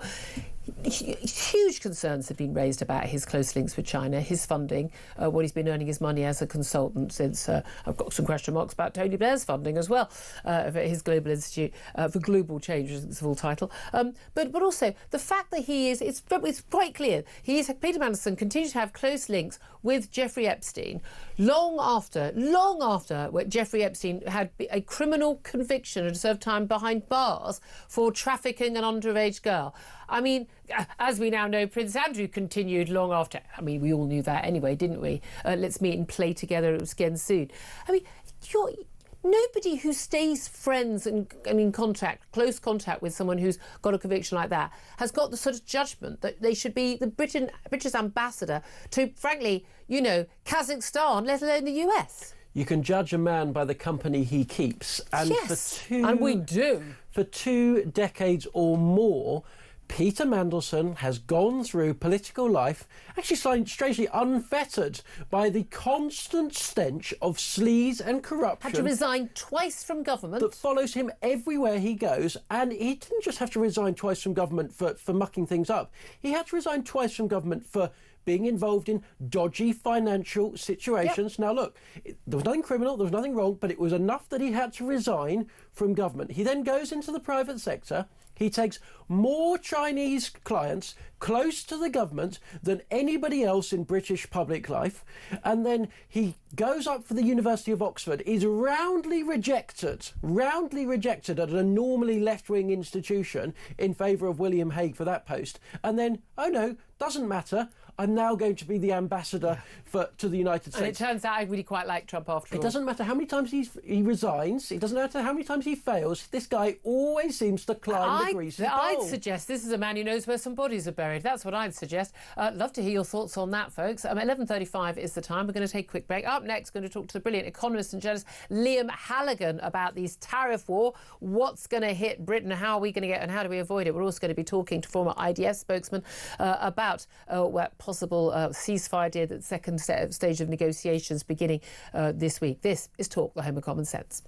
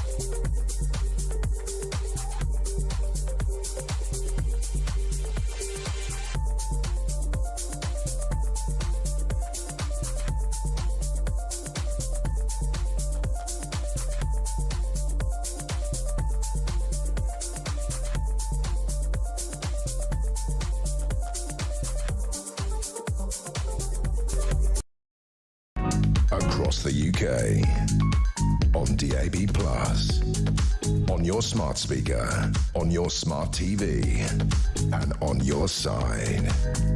This is Talk. This is Talk, the home of common sense, for me, Julia Hartley-Brewer. Sam Armstrong still with me. Delighted to be joined now by economist and journalist Liam Halligan. A very good morning to you, Liam. Morning, Julia. Good to be with you. Thank you very much indeed for joining us. Let's talk tariffs, shall we? Because the US president has, as we many expected, announced a whole load of tariffs, 25% on his neighbours, Mexico and Canada, 10% on China, threatening them on the EU. Everyone's saying they're going to retaliate. Nothing on us yet, because apparently Keir Starmer's been nice to Donald Trump. Tell us, what is the impact of these tariffs going to be, and what can we do to avoid the impact?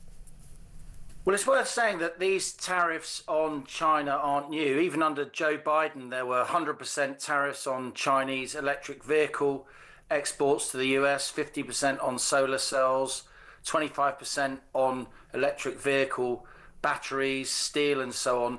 But these new tariffs under Trump are much more sweeping, not just on China, another 10% across the board pretty much on many goods from China, and then also on Mexico and Canada as well.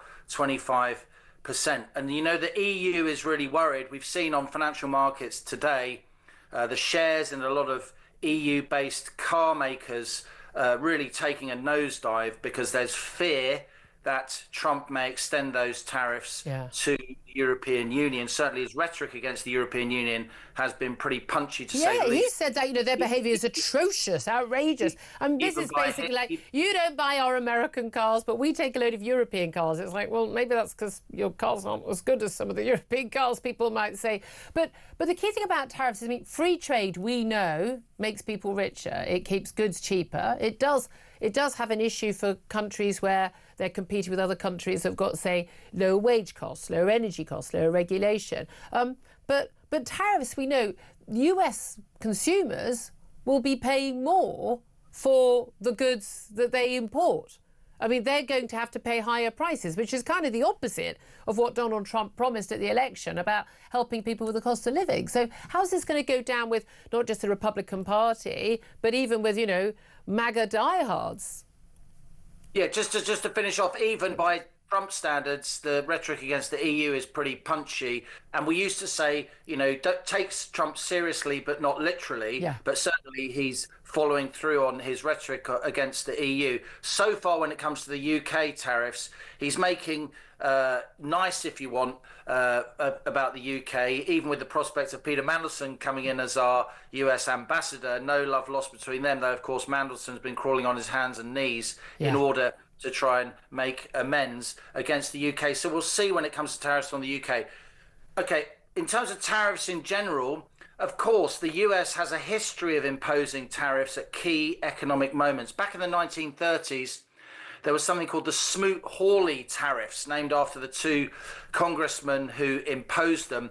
They are what turned the great Wall Street crash in 1929, I believe, and many economists believe, into the Great Depression throughout the early and mid-1930s. Big American protectionism. We could see some of that now. Why? Because, at least in the short term, tariffs can protect domestic jobs at a time when we have massive competition from the emerging giants of the East, not least the Chinese, not least when it comes to electric vehicles and the whole net zero agenda general. So Trump could go for the kind of populist lever of imposing tariffs. Now, what do I think will happen? Trump's a really smart guy. Trump understands business. He started out as a Democrat, as you'll remember, Julia, but I do think in his bones he is a free marketeer. That may sound controversial now, but I do think in his bones. And I still believe that what he's doing at the moment is he is giving Mexico and Canada a bit of a shoeing, if you like, because he knows that he needs to really show that he means business when it comes to American borders, when it comes to cracking down on opiates in the US. And he says that a lot of the opiates, rightly so, come from Mexico and maybe also from Canada as well. Is this a permanent situation? I'm not so sure. Look, if financial markets thought this was a permanent situation and America was going to go into a 1930s Smoot-Hawley isolationist bubble, right, we'd now be talking about a stock market crash around the world. And we're not. And that's the giveaway. It's like this is seen as a plus initial action, I think, for now. So it's rhetoric and it's a negotiated sort of opening point. Now, the thing is, I can understand the tariffs on China because a lot of Chinese goods are coming because they are subsidised, slave labour in some cases, some of these industries. And you just think, well, you can't compete with that. And you should put tariffs on those sort of goods because it's unfair competition in that sense. But taking on, Canada, talking about Canada as, it should be the American 51st state. I mean, this is incredibly insulting. And I've got to be honest with you, if America was doing that to us and using that sort of rhetoric, I'd be saying, 2 fingers up, I'll take the economic cost. I won't be treated like that. I mean, it really is demeaning. Mexico, we have got that porous border. We have got, you say the fentanyl, massive issues there coming over the border and the illegal migrants. I can understand the concerns there. But, so do you think this is more of a sort of, he's talking tough, he's saying I'm in business, but he's expecting action from those other countries? But couldn't this get horribly out of hand? Couldn't this spiral? It could easily get horribly out of hand. And let's be completely clear, this is more than rhetoric. He's actually imposed these tariffs today. That's why certainly on Canada and China or Mexico, not yet on the EU. We have to be clear about this. Everyone's getting very excited and people lose sight of what's actually happened, which is why it's great that I know you're really interested in these issues, give a lot of time to this and we talk about it. It does kind of shock me as well, I got lots of relatives in America, lots of relatives in Canada. It would be like sort of England beating up the Welsh, I mean, it really wouldn't be on. But look, maybe it's because Canada's got a kind of wokey left-wing government at the moment.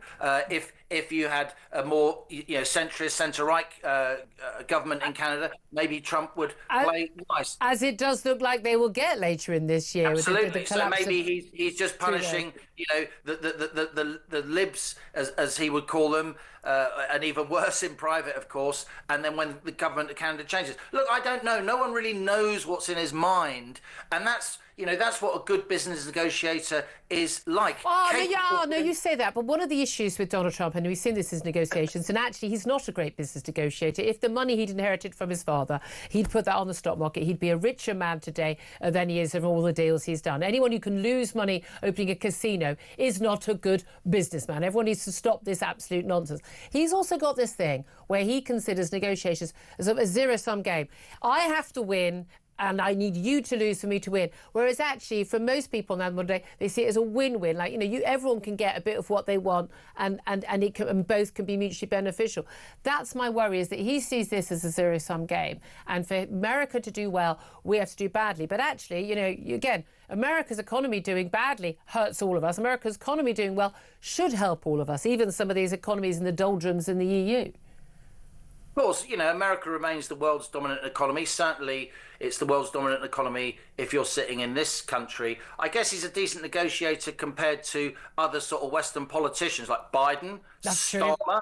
Crikey, on his way to Brussels. So the bar is pretty low. Yes, of course, he was a daddy's boy who inherited lots of money. But let's be clear, he is taken extremely seriously, or much more seriously by Xi, by Putin, by Kim Jong-un. And he showed that in the first term. He got quite a lot done internationally. The liberal establishment didn't like it, but now they completely agree. Let's not forget, before Trump came in 2016, it was racist to even talk about China doing anything bad on trade when they were clearly nicking all our technology, IP theft, intellectual property theft. So I think he has moved the needle there. Look, what do I think? I think that he is going to make an example out of Canada and Mexico pour encourager les autres. And I'm using French deliberately because he will be saying to the EU, which of course is still a massive trading bloc, you want some of this? You want a shoeing from America like this? He started with Colombia. It took 2 hours for the Colombians to capitulate. The president sent his own plane with his tail between his legs.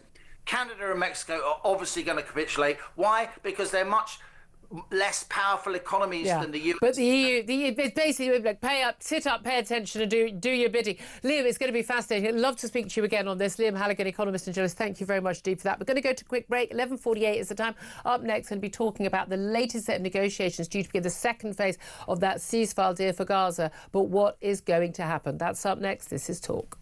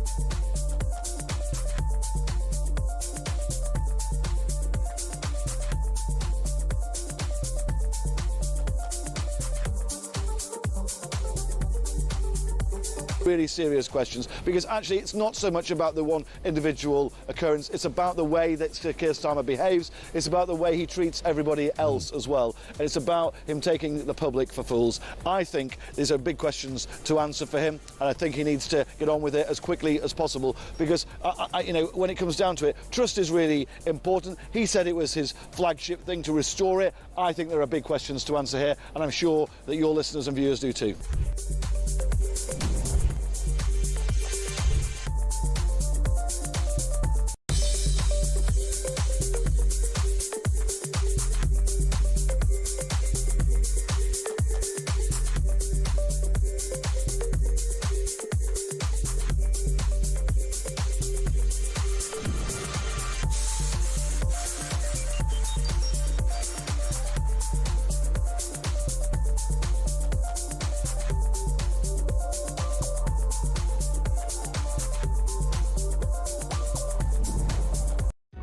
Across the UK, on DAB+, on your smart speaker, on your smart TV, and on your side. This is Talk.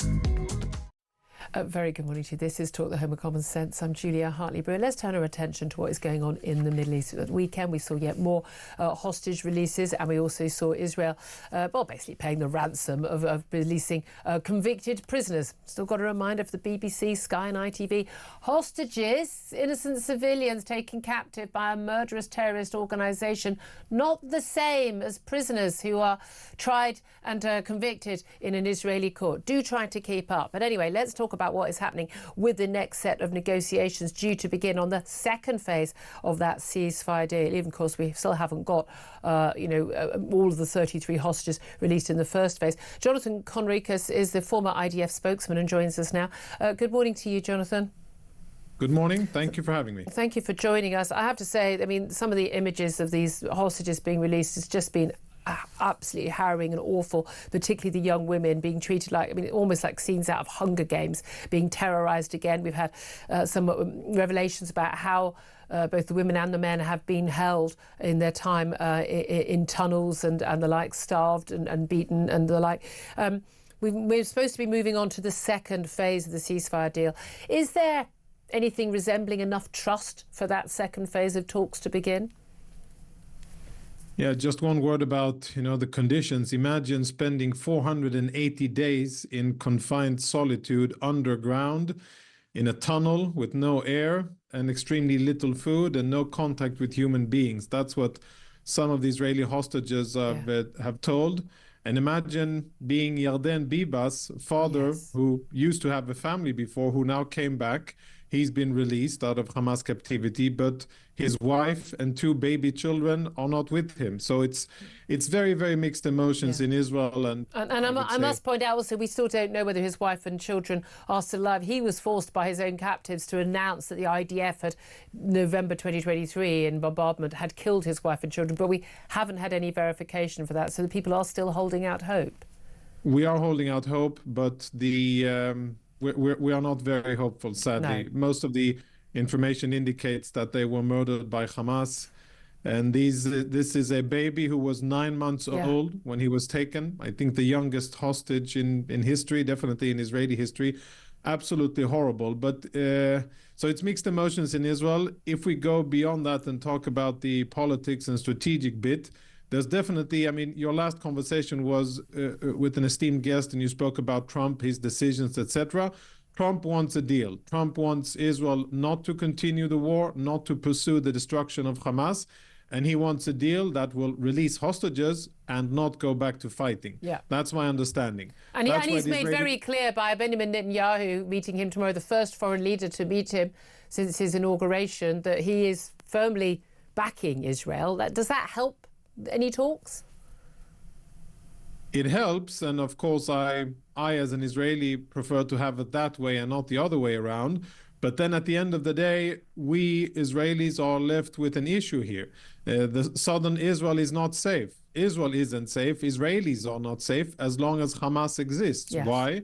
because that organization has an outspoken aim, strategic aim. The overall objective of that organization, why they exist, is to annihilate the state of Israel. Yeah. And I cannot say this, too many times, because people around the world, they refuse to acknowledge it and understand that what Hamas is about is to kill all the Jews and to annihilate Israel. And as long as they exist, we have a strategic issue on our hands, and getting hostages back, super important. We want that, but we also need to ensure long-term security. Yes. And there's a bit of a conflict here. Well, that's it. There's also talk about reconstruction of Gaza, which has been basically bombed to smithereens in search of Hamas fighters hiding in those that tunnel network underneath. But rebuilding it again, even some of the demands from the Hamas side. But they still need a network of tunnels. Oh, how convenient. One of the suggestions, certainly the Israelis have said they cannot accept Gaza with Hamas in charge. But let's face it, the Palestinian Authority, these are not moderate organisations. They also fully signed up to an awful lot of what Hamas wants to do as well. But there's lots of talk from Donald Trump of, why don't we just clear out the Palestinian people from Gaza? They're refugees anyway. They've been cleared out from elsewhere. Why don't Egypt and Jordan take them? More than half the population of Jordan is of Palestinian descent. Is that even remotely something on the cards, or is that actually something that neither Egypt nor Jordan nor the Palestinians want? Well, neither of those. Well, maybe Palestinians in Gaza would want to, but then again, nobody's asking them what they prefer. No. It's always about how they can be used against Israel. If it had been about really the best interests of Palestinians, then there wouldn't have been an UNRWA, and they wouldn't have been relegated to continuous so-called that they're refugee status for 4 generations now. Nothing good comes out of relegating people to be living on handouts and being dependent on international aid. You don't develop a future, you don't develop agency and a sense of ownership of your own destiny when you're on the handout.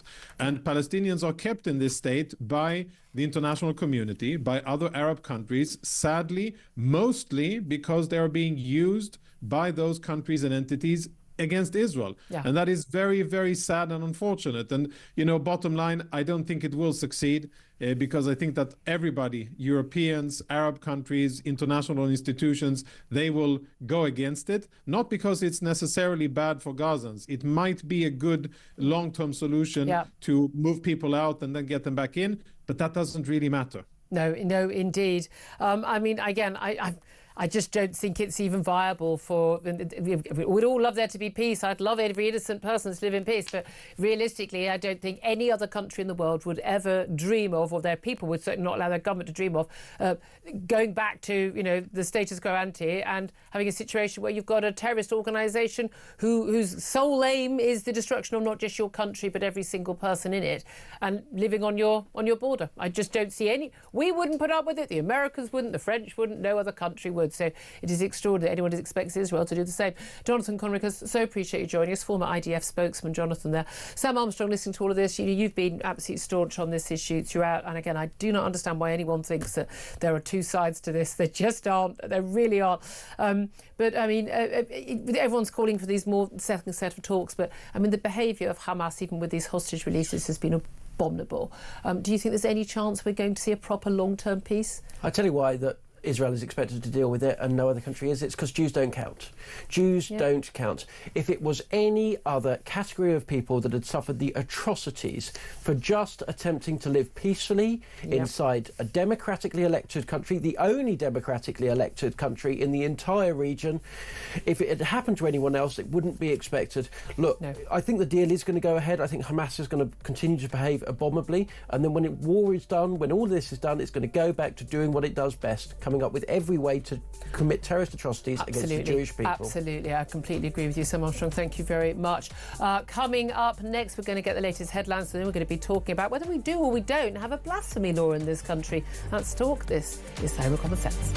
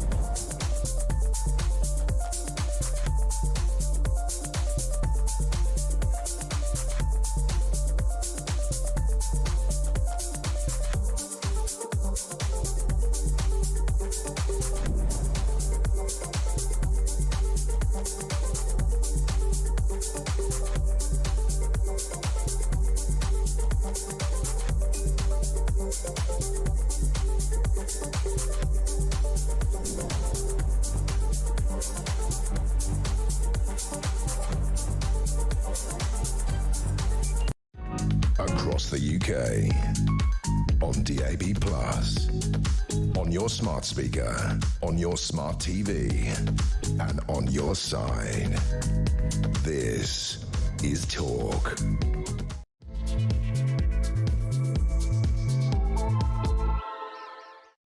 A very good afternoon to you. Welcome back to the show. This is Talk, the home of common sense. And whether you are listening on DAB+ radio or on your smart speaker, watching on YouTube or your connected device, it is, as always, wonderful to have your company.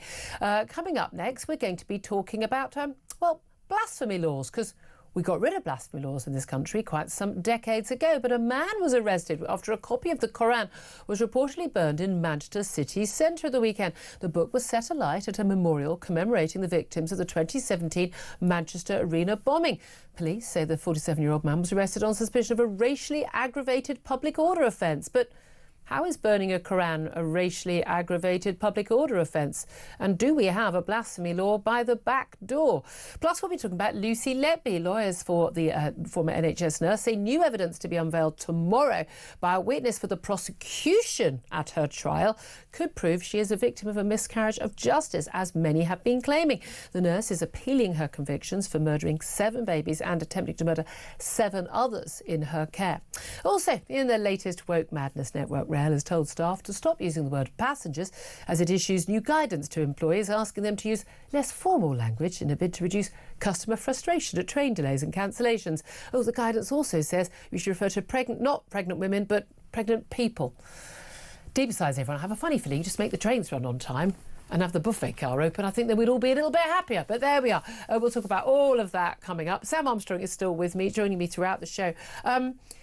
Just before we get to our guest in this first guest in this hour about this, getting very, very worried about blasphemy laws in this country.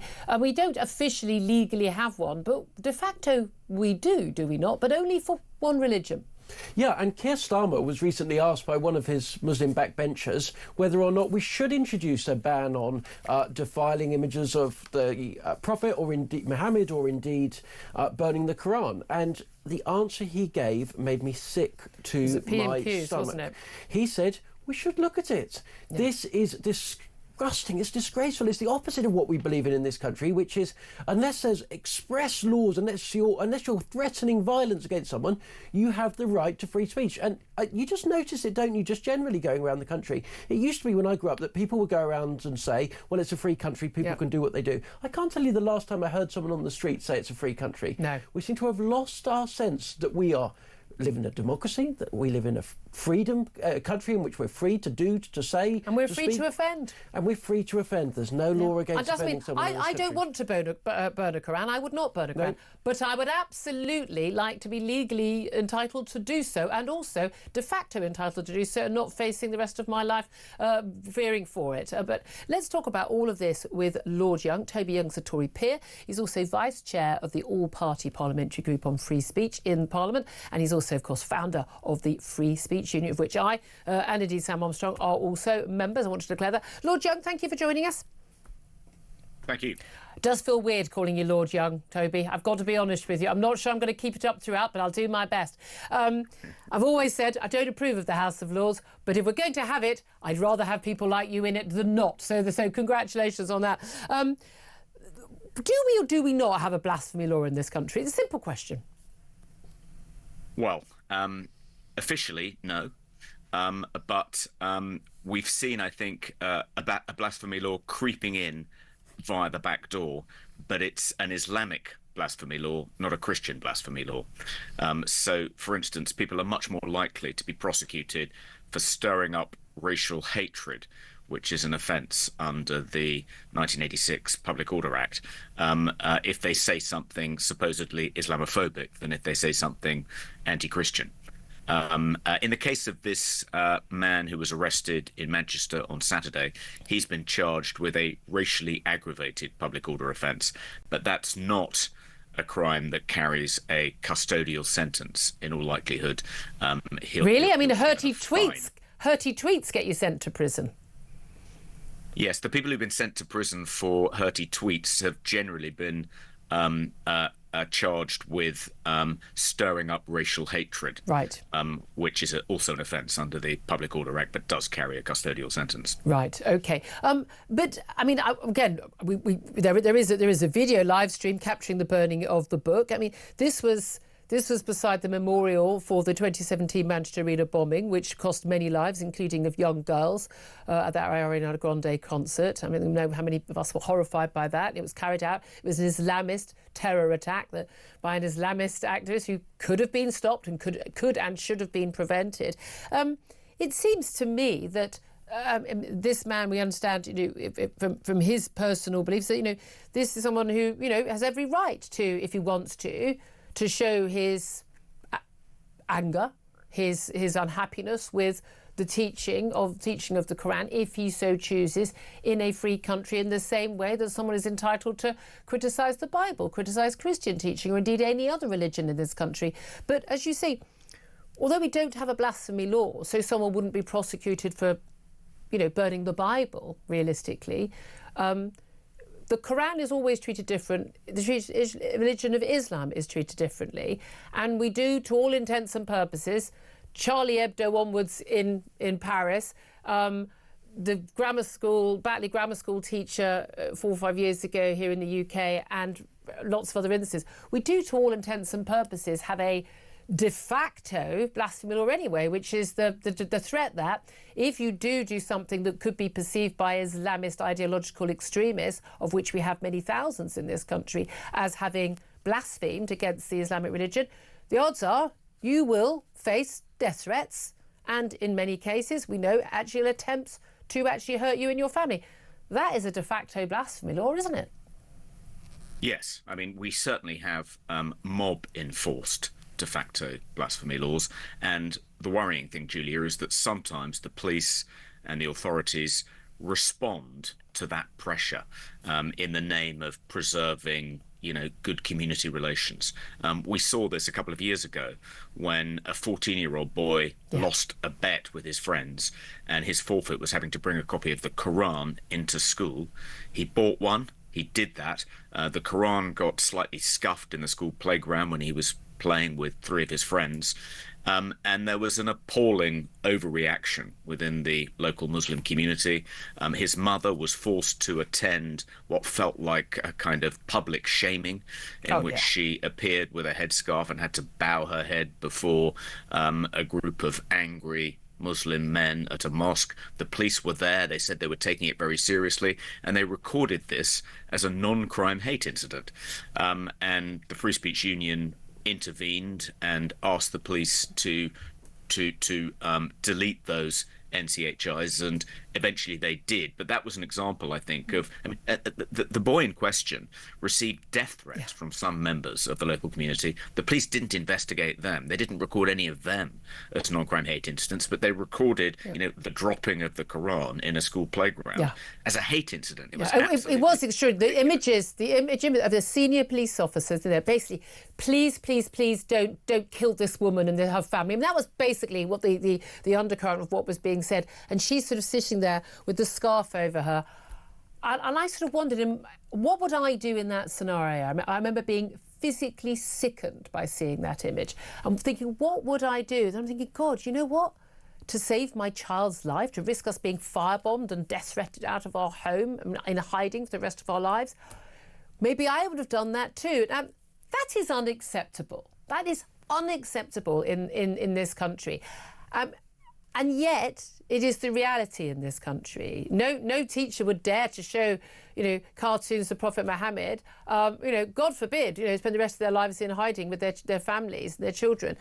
What is the solution, though? How do we change this? Because if we have, and let's face it, let's talk about this. We have imported this problem. It didn't just come out of the blue. We've imported people who sign up to a political ideology, which is what Islamism is, not just people who aren't Muslim, that's a different thing, who genuinely believe that the punishment for mocking or not correctly, respecting their imagery or their book or their solemn book, it should be punished by death. What do we do about that? Yeah, I think the really difficult thing is that one of the reasons Britain has become such an attractive destination for Muslims from all over the world is that we have a long tradition of religious tolerance. Yep. You know, they can practice their religion in our country. They won't be persecuted. They won't be punished in any way. We are a very tolerant country when it comes to different faiths. We're a multi-faith society. And the problem is that many devout Muslims believe that tolerating the practice of their religion includes respecting their blasphemy codes.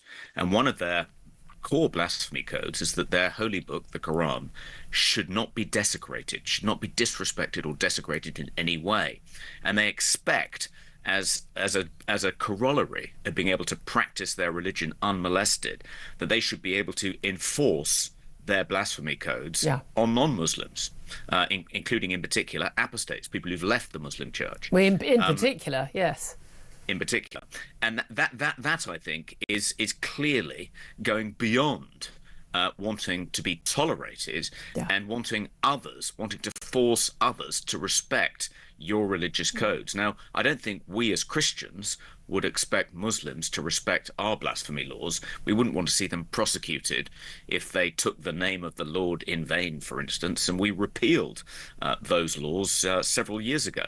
So I don't think it's right that they should expect Christians or non-Muslims or even apostate former Muslims to respect Muslim blasphemy codes. But that's a very difficult argument. It's a very difficult thing to persuade devout Muslims of. Well, they say, why should people be allowed to get away with doing something that profoundly offends us, that desecrates something we But I don't think we should seek to persuade. I think we should simply ask the question, do you think that the punishment for this should be death? Well, maybe you shouldn't be here then. I mean, I'm really sorry. I really think we need to have... You couldn't be here if you don't sign up to our codes of conduct. Look, I'm an atheist. I've got to be honest with you. I have very little time for any religion. I'm an atheist for a reason. But I would never dream of disrespecting someone's book, their sacred book. I think that, frankly, it would just be rude, and I wouldn't do it. But I would defend the right of someone to do it and my right to do it. For instance, I wouldn't burn my flag or any other nation flag. But I would defend the right of someone to do that because this is about free speech. We know things like that are protected, for instance, in the United States under their First Amendment. But when we had, as Sam Armstrong just mentioned, when we had the Prime Minister being asked by a Muslim Labour backbench MP, about having a sort of, bringing in possible blasphemy law to protect, and we knew that it was about protecting Islam, and the Prime Minister not saying, no, we don't have blasphemy laws in this country. That's not what we do. We believe in freedom of speech. He just sort of kowtowed to it. There is a real concern that, the de facto blasphemy law we have because people terrified of being beheaded on their doorsteps, because that is what has happened across Europe and threats have been made here, will become a de jure, a real law of blasphemy, which will only really apply to this one religion because of kowtowing by... Let's face it, our politicians across the board. The Tories have been just as bad on this, frankly. How fearful are you of that at the Free Speech Union? I think it's a genuine risk. We know that Yvette Cooper, the Home Secretary, wants the police to record more non-crime hate incidents against people who are, quote-unquote, Islamophobic. And we also know that the Labour Party has adopted the all-party parliamentary group on British Muslims' definition of Islamophobia, which is extraordinarily broad.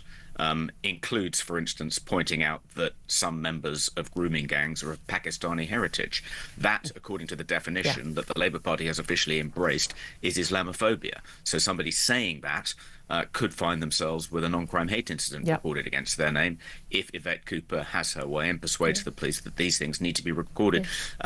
Will it get worse than that? Will people actually be prosecuted? Well, the man who burnt the Quran in Manchester is clearly going to be fined. He's going to be...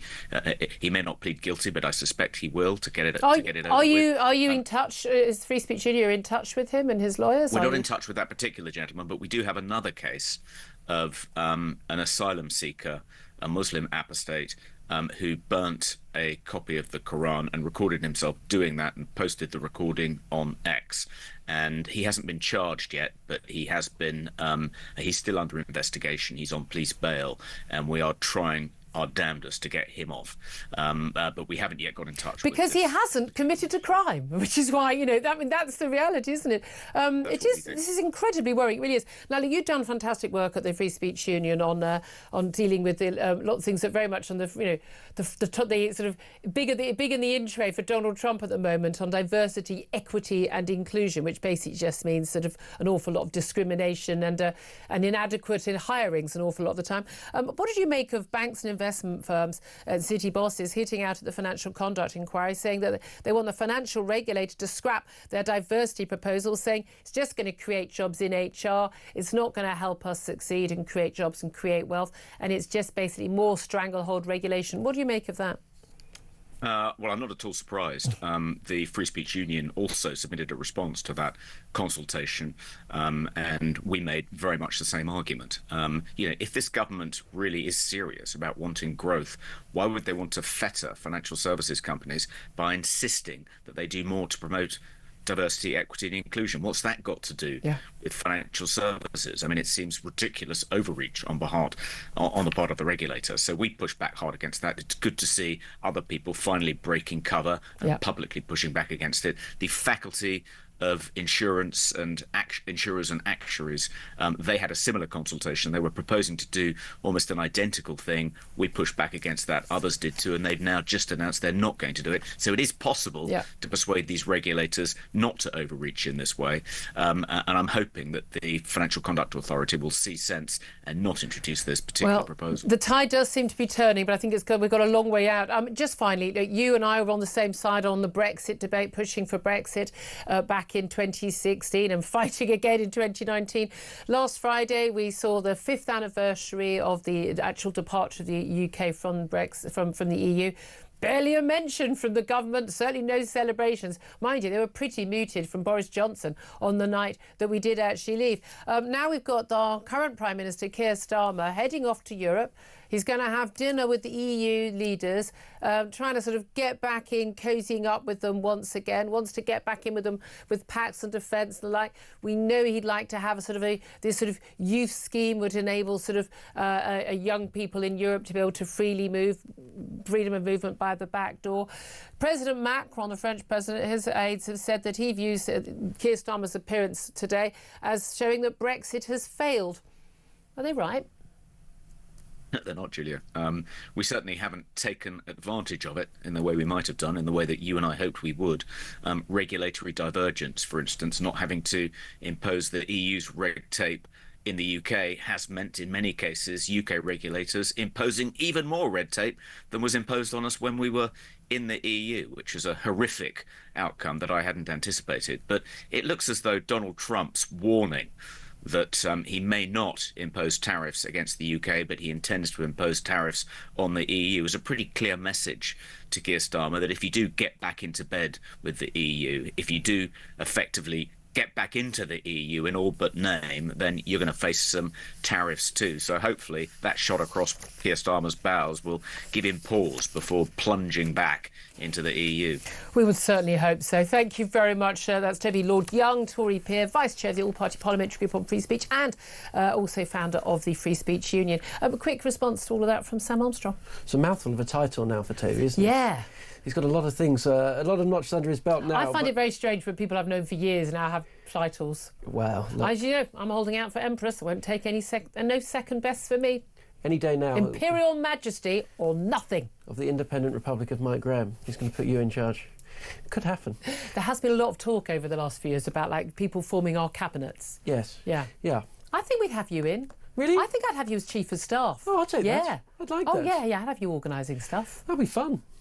Terrifying. But anyway, what do you make? What do you make particularly on the Brexit issue? We talked about the blasphemy law in advance. So yeah, well, look, I think on Brexit we have to be clear. We are now staring down the barrel of a total and utter betrayal. What I don't think we'll see is a formal reversal of Brexit, but we will end up with what we could have ended up years ago, what Keir Starmer, what so many others wanted, which is Brexit in name only, BINO as it used to be called.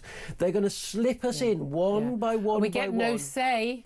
but we would have be to rule deal with takers. And the whole pay. point was that we would have some freedom to actually make our own policy, and that's what they'll give up first. Yeah, well, that's the whole thing about, this Keir Starmer, that new book. So, he's an HR manager, not a leader. He hasn't got any belief in this country. He's got no belief in the British people and our economy. And it's just a technocrat and a bureaucrat. That's all he is, and that's why he can't think of anything better. I'd love to hear your thoughts on this. We're going to get to your calls on this up next. 0344 499 1000. Does this mean that Brexit has failed? What do you make of Keir Starmer cozying up to Emmanuel Macron? We'll talk about that. Also going to be talking about these yet more evidence, we're told, that shows that Lucy Letby was wrongly convicted of attempted murder and murder of just so many newborn babies. Also taking place right at this moment in the courts, former British soldier Daniel Khalifa is being sentenced on spying charges for Iran, but also prison escape charges. We'll bring you that sentence as soon as we get it. This is Talk. We are the home of common sense.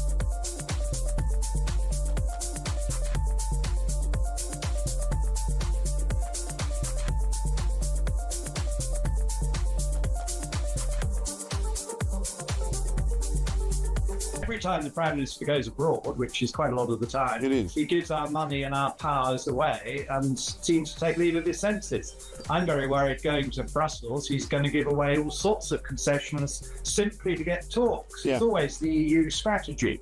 Hang tough, make Britain submit, and then say, well, maybe we might find a crumb from the table after you've sent us a full meal. Yeah.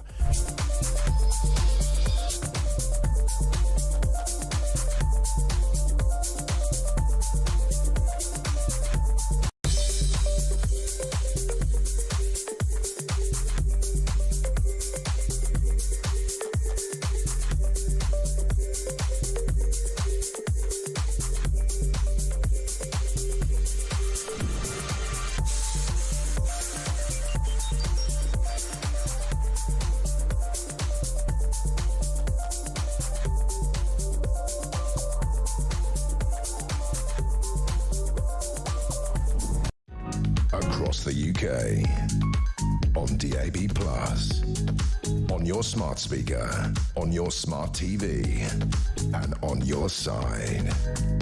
This is Talk.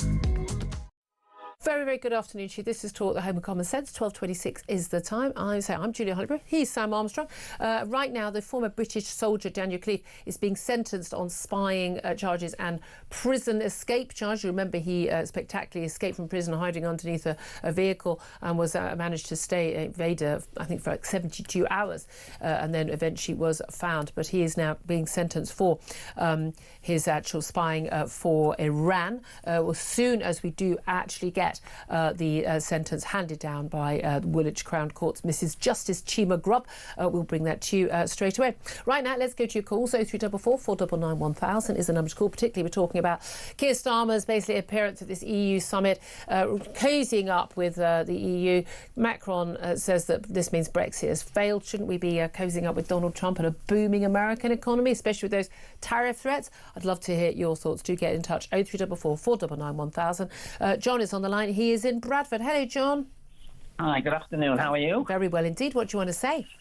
Right, there's a number of things. I mean, Keir Starmer is just a waste of space. I mean, he'd sell us out tomorrow for tuppence, basically. People have got to realise that we paid up to £29 billion to leave the EU, and we're going to get that money back, number one.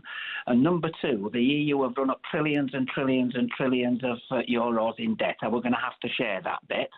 And what happens to all the countries that we've done trade deals with? If we're going to have to back off this now, how are they going to trust us in the future? Yeah, well, yeah, I mean, the thing is, you've got a man who spent 3 years trying to get us to not leave the EU. He's going to do anything he can to get us back in again, by hook or by crook, isn't he? Well, I think so, yes, and I think he's a downright traitor, and I think he should be charged as such.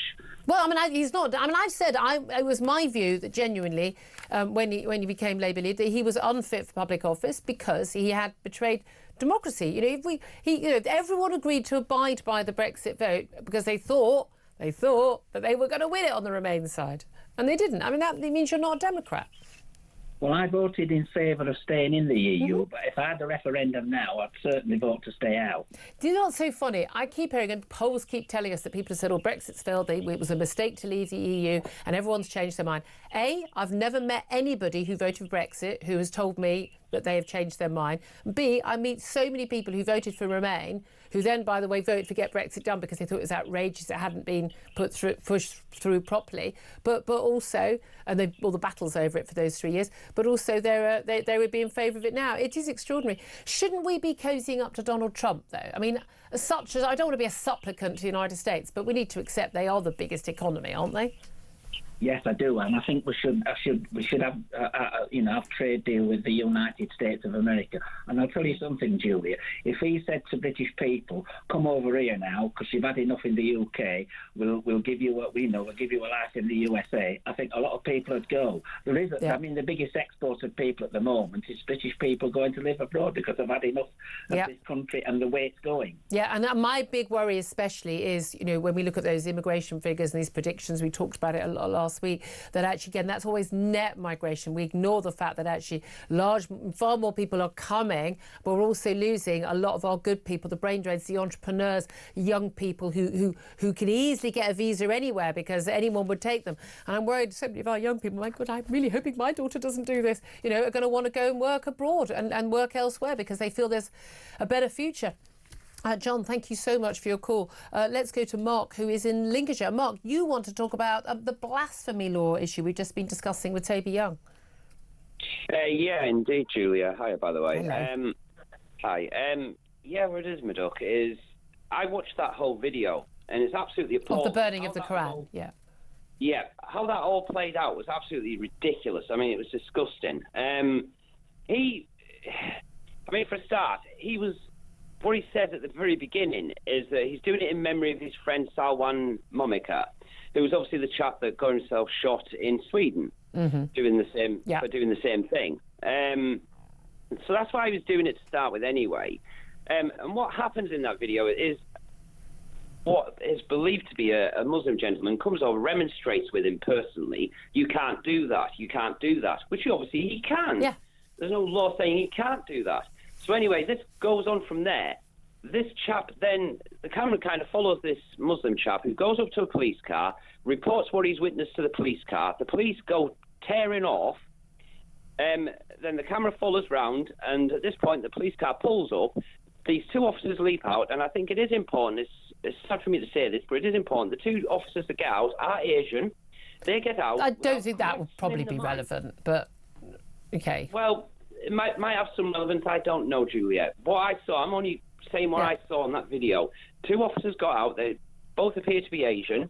They get out without question. Now, bearing in mind, they haven't witnessed anything, these two officers. Yeah. They've had a report from this one gentleman.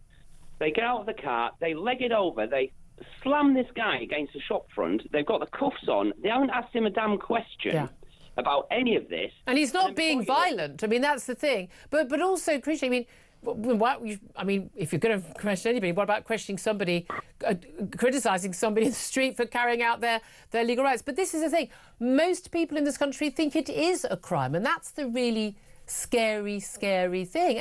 And again, doing that, incredibly brave, because in all likelihood there will be death threats against this man, but there won't be arrests of the people making the death threats. Well, this is the thing, isn't it, at the end of the day? Because the way that I've always been looking at this is, if you have to keep bending over backwards, if you have to keep throwing appeasement after appeasement to try and satisfy what is essentially, because honestly, Julia, from what I've experienced with people from the Muslim community, the average Muslim, I don't think, really gives two hoots about this kind of thing.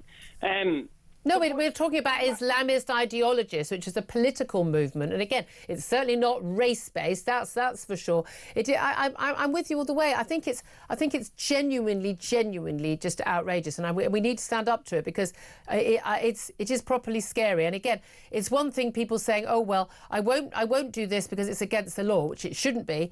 But actually, the reason why people don't do it is because they don't want to spend the rest of their lives living in terror and fear from death threats. And that is unacceptable, but there never seems to be any action against the people making those threats. I'm going to have to leave it there, but I so appreciate your call, Mark. Thank you very much indeed. 12:33 is the time. Just to remind you that we are seeing right now the sentencing at Woolwich Crown Court of the former British soldier Daniel Khalif. He is being sentenced on charges that he was found guilty of spying for Iran, but also he pleaded guilty himself to his prison escape while he was being held on remand on those charges. He's being sentenced for both those crimes at the current time. We're going to be talking about that, and indeed Lucy Letby, who's got more evidence, apparently we're told, is going to be presented tomorrow about her apparent innocence for the crimes for which she is convicted. We're going to be talking to former criminal barrister Helen Fields about all of that up next. This is Talk.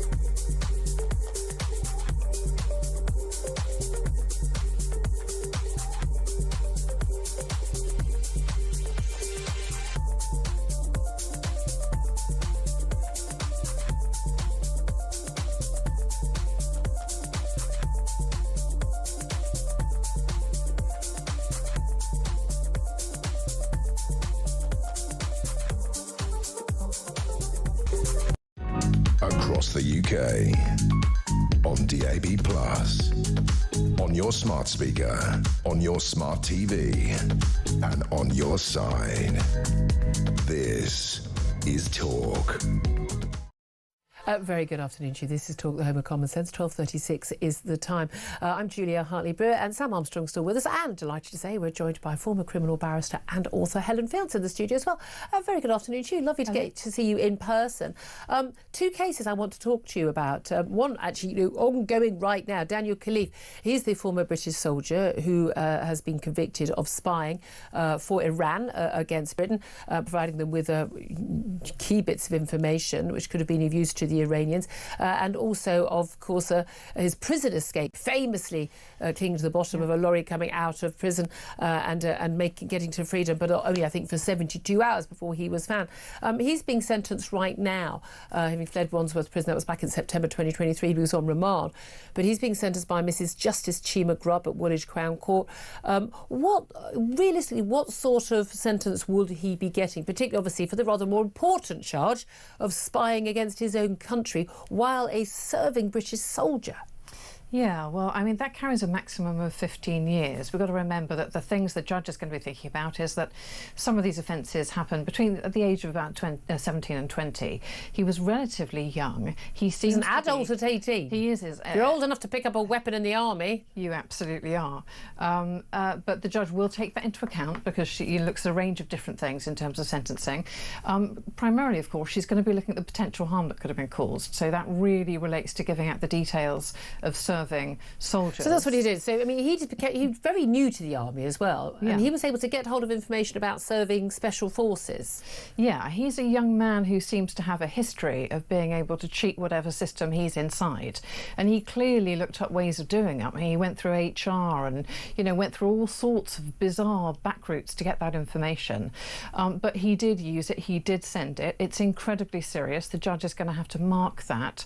15 years is the maximum, and whilst I don't think he'll go quite up to the maximum, there was a trial. He is going to be in serious trouble. He is going to be spending... he could potentially put fellow soldiers' lives at risk. Yeah, I mean, that is... I think most of us, most of my owners, I'm pretty sure right now, are shouting at the radio going, what do you mean only 15 years maximum? I mean, treason, right? It's treason. I know. I mean, that's but what was his motivation, do we know? Because he was in contact with someone from the Iranian Revolutionary Guard, was he not? I mean, but what was his motive? Was it ideological? Was it for money? Did he think he was some sort of James Bond character? Wasn't there some talk that he wanted to be a double agent at one point? Yeah, he contacted MI6 and MI5 and wanted desperately to be picked up as a double agent. This is really fantasist stuff. It's not very clever, yes. It wasn't very well done. It was clumsy. It was quite naive, to be honest with you. But could have cost British lives. Yes, but still, stupidity doesn't mean that people aren't dangerous. But it is fantasy stuff, and he seemed to want to be covering himself with glory from a very early stage. And when he couldn't get attention from one source, he couldn't get attention from the Iranians, he went back to the army, went to MI6, didn't get attention there. It was sort of, look at me, look at me. Absolutely. Well, he said he got attention when he escaped from prison, and he was held on remand, wasn't he, in September 2023. He strapped himself to the underside of a food delivery lorry and managed to escape. There was a big manhunt at the time, and then huge security lapses at the prison being then exposed. And was it 40% of the staff, the prison officers on duty that day, just hadn't bothered turning up, which shows that, quite how bad things were. I mean. He'll have a concurrent sentence for that, we know, so that won't add to it. Sam Armstrong, I mean, you're listening to all of this. Again, don't you think most people would say you can commit... Well, I mean, it doesn't matter what the charge is, it's treason, right? To sell information or give information. Did he sell it or give it? Well, he received some money. He did receive some money, which could risk the lives of your fellow British soldiers. I mean, it's amazing that isn't just throw away the key time. Well, back in the day, it would have seen you swing from the noose. But I think what strikes me about this case is this kid is an idiot, right? He's a joker, right? He's literally emailing MI6 saying, I'm doing this, and no one's picking up the emails, etc., etc. Bit of a worry, that. He's a clown. How has this person been able to so thoroughly humiliate the entire security apparatus of this country? Not only the fact he was able to do this for 2 years, not only the fact he told them he was doing it, they didn't do anything, but when they finally eventually lock him up, he seems to waltz out of a secure prison in the heart of our capital, and it leaves you wondering just how open are we to espionage by people who, frankly, aren't a character, as his own barrister says, owes more to Scooby-Doo than he does to James Bond. I think the answer is very wide open. Helen, do you think? Yeah, you know, one of the things the judge is going to have to do is pass a deterrent sentence, because whether or not this young man was a fantasist and whether or not he was misguided and frankly fairly stupid doesn't mean that other people can't exploit the same loopholes and the same system. And so we've got to make sure that that if doesn't happen again. If a stupid person can manage this and escape from prison, that would suggest that people who are clever and who've got more help could perhaps help. It does seem, there was certainly a message sent on the Telegram social media system while he was out, there were 72 hours from prison, to an Iranian contact saying, I'm waiting. So, I mean, you know, I wait or something. So goodness knows what he thought was going to happen there. Another case, again, never leaves the front pages, never leaves the news, is in relation to Lucy Letby, the NHS nurse. She was originally convicted of murdering 7 newborn babies in her care and attempting to murder 6 others. She has since had another conviction for attempting to murder another baby. So 7 babies murdered, 7 attempted murder. But from pretty much day one, there have been people saying, no, she's an innocent woman. We've got very sort of well-known people like the Daily Mail columnist Peter Hitchens. We've got Tory MP David Davies and others. We've now also got new evidence going to be presented today, we understand, by one of the sort of scientific medical experts who was actually used as a prosecution expert in her trial. And this is Dr. Shu Lee. He's a retired neonatologist. He's only newly retired. He's going to unveil details of an independent review into the causes of death and the non-fatal collapses of the children she's accused of harming, and suggest that actually a lot of his evidence was misrepresented in court. Talk us through this. Yeah, so what happened actually was that a report or some documentation that he prepared was presented as part of the prosecution case. He's saying that basically the context was wrong and it was presented in a way that didn't accurately reflect the real meaning of the work. So the jury was misled? Done. Yes. I mean, it's not quite that cut and dried, I don't think, because it's really that evidence in that report formed part of a whole web of kind of, information and evidence that was used to convict Lucy Letby. But the point is that this Dr. Shu Lee has really become quite interested in this case. He's helped compile a panel of different experts. It's not just his evidence now. And they've started again. They've looked at the cases, because originally police had a whole number of babies who tragically died, and they kind of looked at every single one, and then they narrowed down to the ones that they thought were possibly not natural deaths. And of course we did have this big spike in the number of children that were dying in this neonatal unit when Lucy Letby was there. And then so much of the focus in the media has been that, well, Lucy Letby was the only nurse who was on duty on each occasion when these babies that there were prosecutions related to died. That, of course, was not actually something that was a key part of the case against her. This sort of statistical, well, it couldn't have been anyone else because she was the only one. That wasn't the actual evidence presented in court that got her convicted, that the jury heard month in, month out, considered in great detail. And bearing in mind, they gave not guilty verdicts in some of the cases. Some of the babies whose deaths or attempted murders were part of the case. They also gave, we cannot come to a conclusion. There was a very thoughtful verdict. It wasn't, it must have been her, tick, tick, tick, was it? I think a lot of the criticism of the evidence in the case ignores the weight of evidence there was against her. Yeah, I mean, it's very misleading to say, well, somebody got the statistics wrong and in fact she wasn't on duty for, X amount of shifts and this sort of thing. It is a very big picture here, and when you go back and you remember actually what was happening, there were doctors, the senior consultant on that ward and other doctors were making complaints more than a year, I think, before. And being forced to apologise. And were forced to apologise. But people were flagging odd behaviour. Those weren't people who were just looking at the shifts and saying, well, this tallies with this event. These were doctors with decades of experience who were saying something feels very wrong here, we're not happy. And people walking in with an alarm going with a baby clearly not breathing and her standing there, not doing anything, not in shock, but just standing there calmly. We've got things like that which add to it. But there's been an appeal already. There's been there's another appeal going. There's been an inquiry with lots of evidence being taken, huge campaigns in various different newspapers and the like. I mean, I don't know. I wasn't on the jury. I'm not an expert on this. I don't know whether she's guilty or innocent, but I do trust the jury system. But we know we know that people get it wrong. Yeah. We know that. She didn't offer much of a defence. Interestingly, she didn't take the stand herself, of course, giving her defence, although she was cross-examined. But I'm quite happy for there to be a sort of an open appeal, so that we need to put this to rest. Yeah. But do you think there's an element where actually some people will never be satisfied? I think people occasionally convince themselves of something. I do wonder if they would be quite so irate, and this is going to sound very harsh, if Lucy Letby looked different. I've always thought this. She just looked lovely, nice girl. Yes, Doesn't she look was like called she Nice Lucy. They referred to as Nice Lucy at some point in the papers.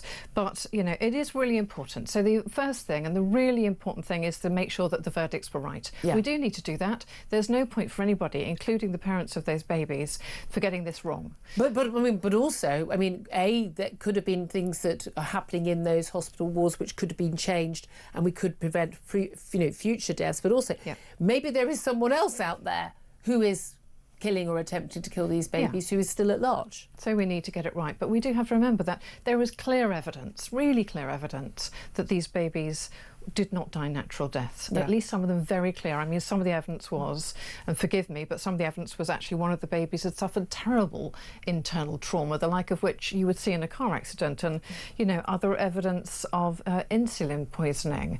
I mean, either there was a different murderer and we don't know about it on that ward, or, you know, something very strange was happening. But you have to, at some point, apply common sense. Absolutely. I cannot imagine the heartbreak for the parents of any of these babies, and what they're going through every time this is on the front page, and we've got people claiming this woman's innocence. But we do have a rule, better that 10 guilty men walk free than one innocent person is behind bars. And if she is an innocent woman, if she's this young woman and she's been accused of these the worst possible crimes, and is going to spend the rest of her life behind bars, does that need to be looked at, or do you think, or not?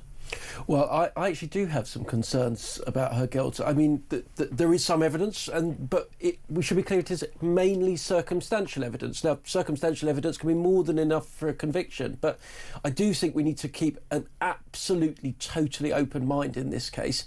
Isn't that what the jury did in the case? Well, we don't know. None of us sat in that room. It was a total secret as to their discussions, and we know that juries all the time get it wrong. I don't know why in this country we seem to have this belief that British juries are any better than, say, American juries. We know that juries they get it wrong. They got it wrong in that Andrew Malkinson case. 12 men, good and true, women and women, good and true, sat in that room and convicted a man for a crime he had absolutely nothing to do with.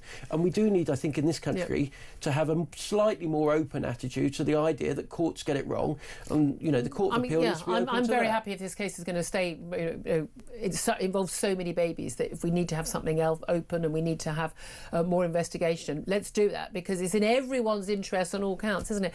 So appreciate you joining us, Helen Fields, former criminal barrister and author. Thank you so much for that. We will await the sentencing of Daniel Khalif. That is still ongoing. These things often take quite some time. The judge talking through the case in great detail in Woolwich Crown Court right now. This is Talk. We are the home of common sense. Up next, we are going to be talking about the wokery. Where is it afflicting next? Oh, Network Rail. Of course it is. Apparently, we don't like being called passengers anymore. Who knew? This is Talk. We are the home of common sense.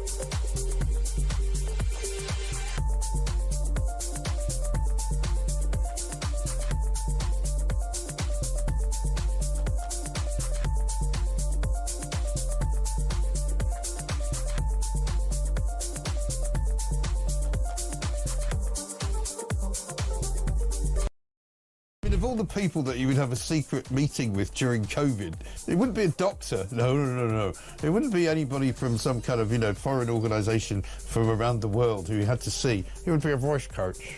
Yeah, that's a really, really important thing. And on Christmas Eve, I mean, does this man not have any kind of, love at all? I thought he'd like to spend time with his family. On Christmas Eve, I will spend time with a voice coach who will teach me how to speak properly. OK, Keir, I'll see you later on at home then.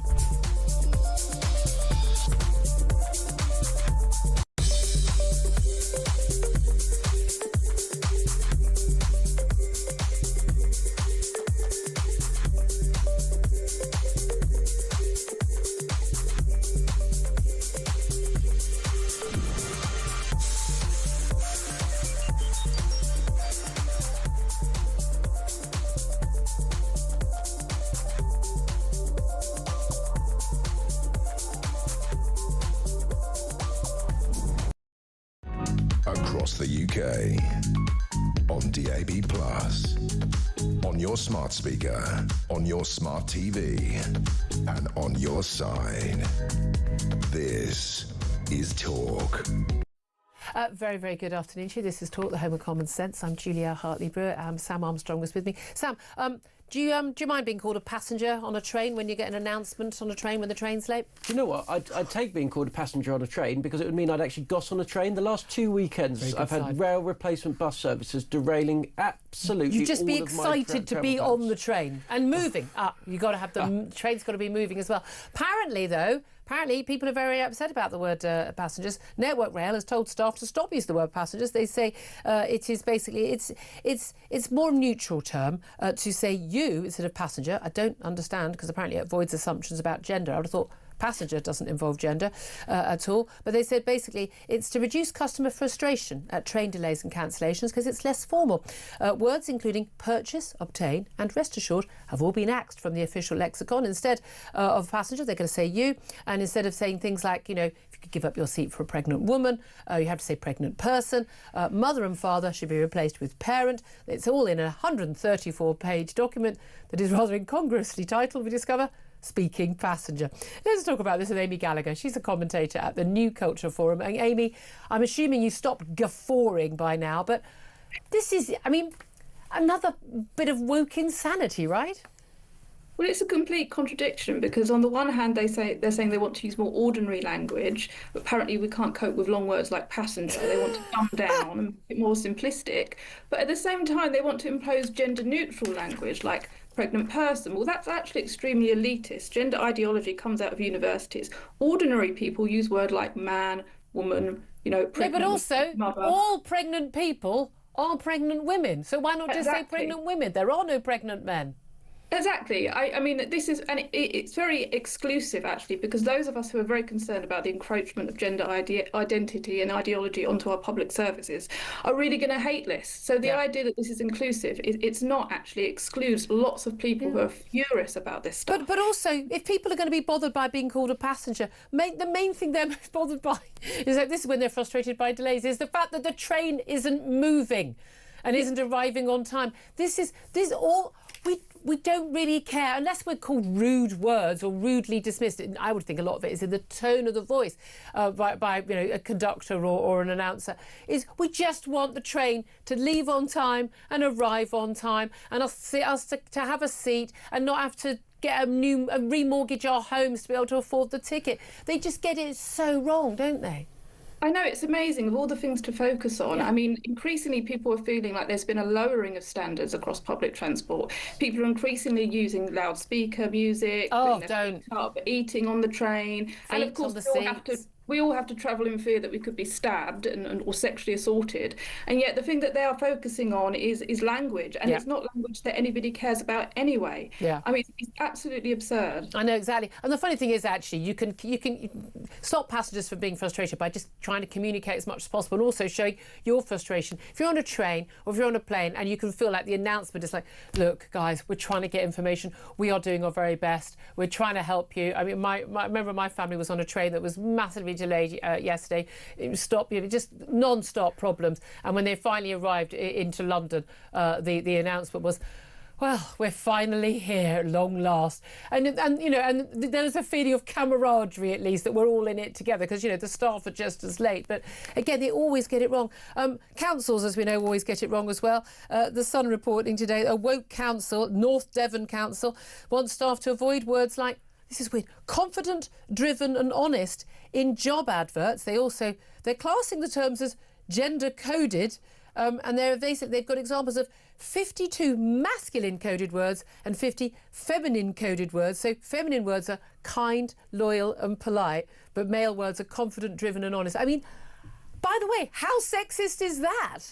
Yeah, I mean, this just shows that gender ideology isn't just censorious about language, but it's actually sexist and very regressive. Most of us, if we look at a job advert and it says they're looking for a confident person, a leader, we don't think, oh, that's a man. Most of us know that men and women can be confident and can be leaders. Equally, when a job advert looks for someone who's kind and polite, most of us don't think, oh, that's a woman. Yeah. Most of us think a man can be kind and polite. Isn't it this bizarre? reveals how these people think, not how ordinary people think. But this always comes down to every aspect of the sort of diversity, inclusion, all of that stuff is in all of these things, and even like the whole trans ideology is all based on this sort of weird sort of 1950s idea of men and women in certain outfits. If you put lipstick on and a dress and then by definition you're feminine, if you behave in this way you're feminine.